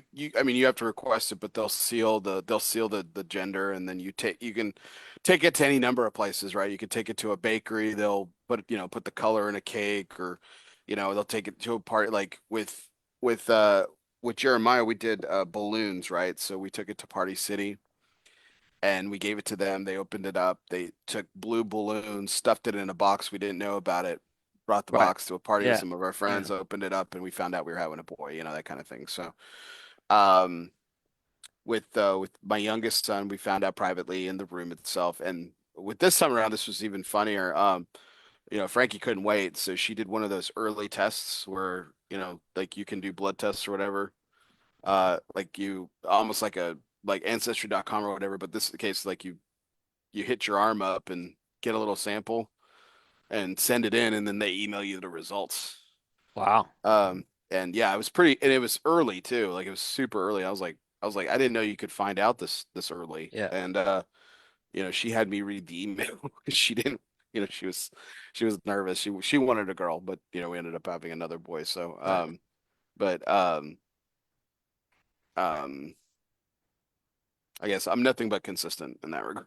Yeah, but I feel like I missed out with some of that. I remember Mike, your gender reveal was one that actually made me think about that when Yeah. the pink came out. I think Carney had an interesting one too. The late Gabriel Alvarez was absolutely the one that I mean, yeah, that was when he found out he was having a boy, Yeah. Yeah, and that's God bless David, I miss him greatly. But that one, I just remember that one stuck in my mind as well. And as I started seeing these over the years, it's something I definitely missed out on. But it wasn't back then. They didn't do gender reveal parties. You could find out privately. But the Yeah. idea of doing a gender reveal was I only started seeing it on social media like in the last like 10 years maybe. Were you at all nervous, Bear, when you did the gender reveal? Was there ever a point where you were nervous about it? With About my what? first. Yeah, whichever either. I mean, No, and frankly none after that either because I at some point I wanted a boy. That was the only thing. I mean I didn't really I honestly can tell you like I really didn't care at the very beginning. I knew we were going to have multiple kids, with my ex-wife, and like that was always the plan. And I just wanted one. I wanted one boy at one point. Like I didn't care if he was the oldest, didn't care if he was the youngest, didn't care if we had four girls and one boy. Like it just didn't really matter to me. I just wanted one boy. So the fact that when I found out that it was a boy, at first, like I mean, I was elated. And I even whispered to my ex-wife. I said, "We can have 10 girls now. It's totally fine," you know. And and then so I did. After that, I was fine. So I mean, whatever kind of came. So there was never a nervousness about it. I mean, I wanted, with my partner now, Frankie, she wanted a girl, and I wanted that for her, but I wasn't nervous. Like it didn't really, it it really didn't matter to me, one way or another. Yeah, I have doubts and questions about at this point whether or not I'd be able to father a girl very well, just because I'm so used to doing, so used to with boys. But if we had one, I would be thrilled. Awesome. Great question though. Yeah, it is a good question. Um, but I guess we'll go ahead and wrap up the show though. Gentlemen, I do appreciate it. Mike, thank you again for the cigars. This is my third one that I've smoked. I smoked more tonight than I probably have in other shows, just because I've just enjoyed the conversation and obviously enjoyed the cigar. And thank you so much for the wonderful and thoughtful gift. Frankie wanted me to thank you as well. She thought that was incredibly generous of you and Beautiful, very yeah. special. Yeah, it's beautiful. The cigar is great. And that's what's on top of it. The cigar is, I really enjoyed that size. The Corona Gorda. It's a fantastic format for that blend too. So it's well done. Well done. It was in the stars, man. I mean, his name is Justice. It's just fitting, you know. Yeah. I mean, I was planning on getting some, regardless, but when the package came, it was very, very, very. So Mike, you told Mike Nice. basically, yeah, just Oh yeah, I told Mike. Mike was one of the was probably one of the first people to know, just in general, and we knew the name too, so pretty quickly. So I told him, and I know it was after it was actually after one of these shows, and Brittany is always there sitting by his side whenever he does these shows with me, and so she was really excited too, and I was really great that she could hear that too. But yeah, no, I told you too, Coop, but you forgot, I guess. No, I knew. No, you did tell me about the box. You only told me a couple weeks ago. I thought I had told you earlier about his name, so I No, apologize no, I about didn't. No, it was only a couple weeks ago. Yeah, that. Okay. because I think we were having a about this, and Yeah, you and I said, yeah, I I have to said, get oh, some. oh, I have Mike to, gave me the cigar, and yeah, that's true. And you you're said like, I Mike didn't gave you the even know cigar. his name. Yeah, okay.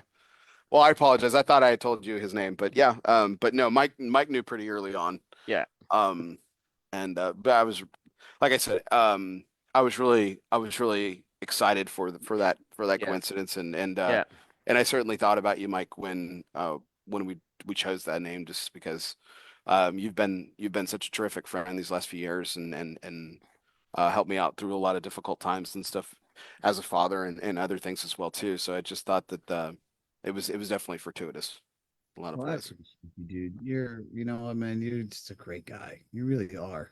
yeah, And anything I can do to be here for you, I'm gonna be, without yeah. question. And Mike, I know you know this, but Bear's one of the hardest working guys out there.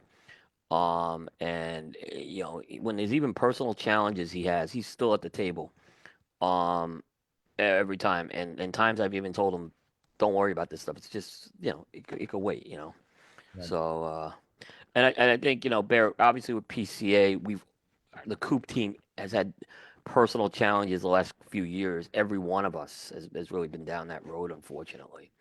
Yeah. I'm hoping this year there's no personal challenge. Yeah. If Yeah, we could I mean, skip a year, that'd be I nice. had mine last year, as you know. So Hmm. and it was so yeah, I was it's we've all had it and it's tough. So yeah, For sure. Yeah. It's important Yeah. that we're all here for each other. You yeah, know what I exactly. mean? That's what's important. Yeah, Absolutely. Well, for everyone out there, we really do appreciate our audience tonight for staying up late with us as always. Thank you for all the likes, shares, and comments. Keep them coming. As always, we will be here almost every Sunday night live on Facebook, 9:30 Central, 10:30 Eastern. You can always check us out on YouTube later on. Our YouTube channel is brought to you by Foundation Cigars.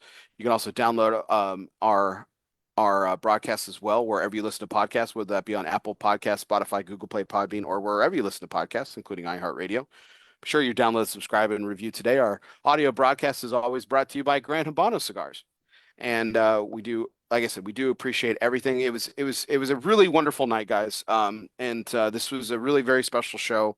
I had this show when my youngest son was born.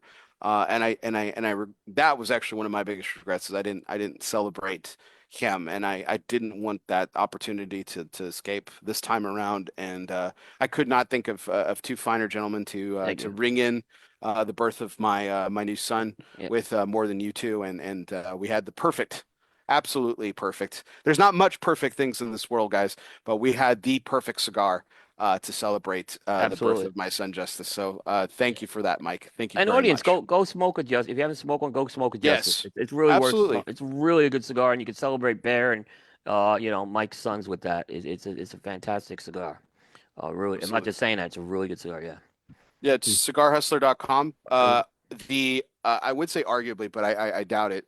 It's not really arguable. The best shipping in the premium cigar industry. Yeah. You will get your cigars very quickly, and they do it through U.S. Postal Service. So the fact that they can create magic with the U.S. Postal Service and all their wonderful mess that they have Yeah. Yeah. logistically and organizationally, Yep. Cigar Hustler definitely has it narrowed down. You heard about some of it earlier in the show. They take it to an extra level of care. They will text you your tracking number. You'll be able to track all your purchases. And don't forget, we're a couple months into this now, but there is a 12-month sticker series that Cigar Hustler is doing. So if you order any order, right, Mike? It's any, Yep. or is it order over a certain amount where you get a sticker?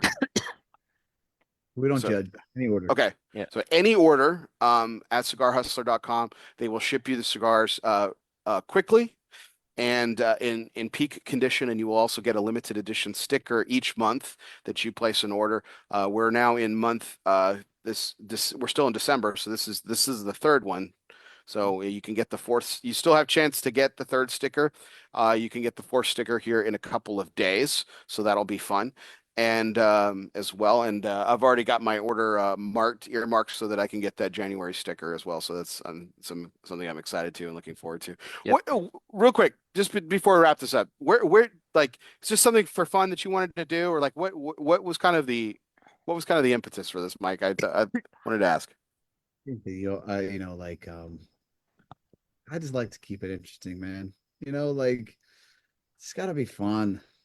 So, when you can go and make something like, hey, let's do something for 12 months. And, it also kind of holds me accountable too. Right. So when I commit to something that's 12 months long, I got to deliver every month. Yeah. Right. So, I don't even have all 12 of those stickers designed yet. I could tell you I was that gonna ask that.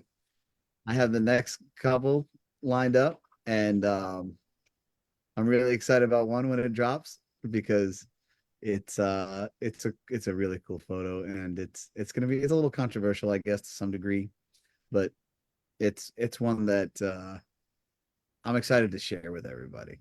So I have fun with it. I just, when I started just having fun with AI things and different processes, I'm like, man, well, that's a cool sticker. And I wanted that to be one. And then you just start going down the rabbit hole of, okay, what else would be a really cool sticker? And then now you're off of AI and you're doing other things. And, it's like, I don't know, it's just part of it. It's, if you're not constantly trying to grow and make it entertaining for everybody, then it's not fun for you.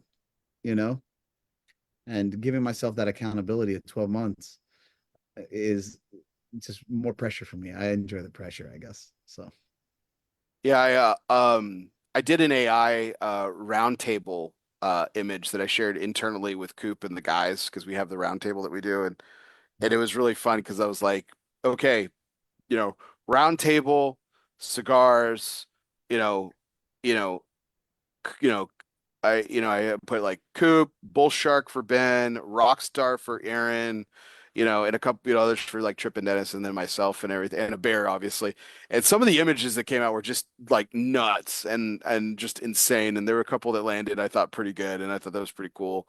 Um, the Coop ended up translating basically to obviously, got reduced to basically a chicken or a rooster, and some of the Right. rooster ones were Yeah. pretty badass. So I was like, maybe we need to change Coop's nickname to just like the rooster or something. That'd be, pretty awesome. So, Before the rooster crows, someone will say the cigar aficionado list is great. Who hated it? That's what I always say.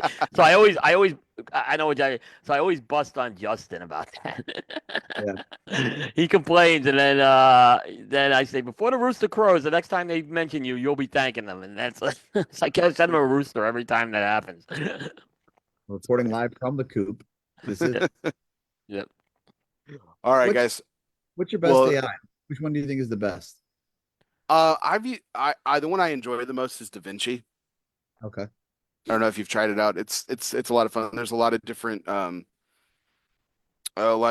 categories and stuff that you can do. They have the fun one is they have a Super Mario character, one caricature. So like you throw in your prompt into Super Mario and like their Super Mario characters that get created and stuff, and it's interesting. I tried that with the bear, and I just look like all I keep looking at is it looks like Teddy Ruxpin.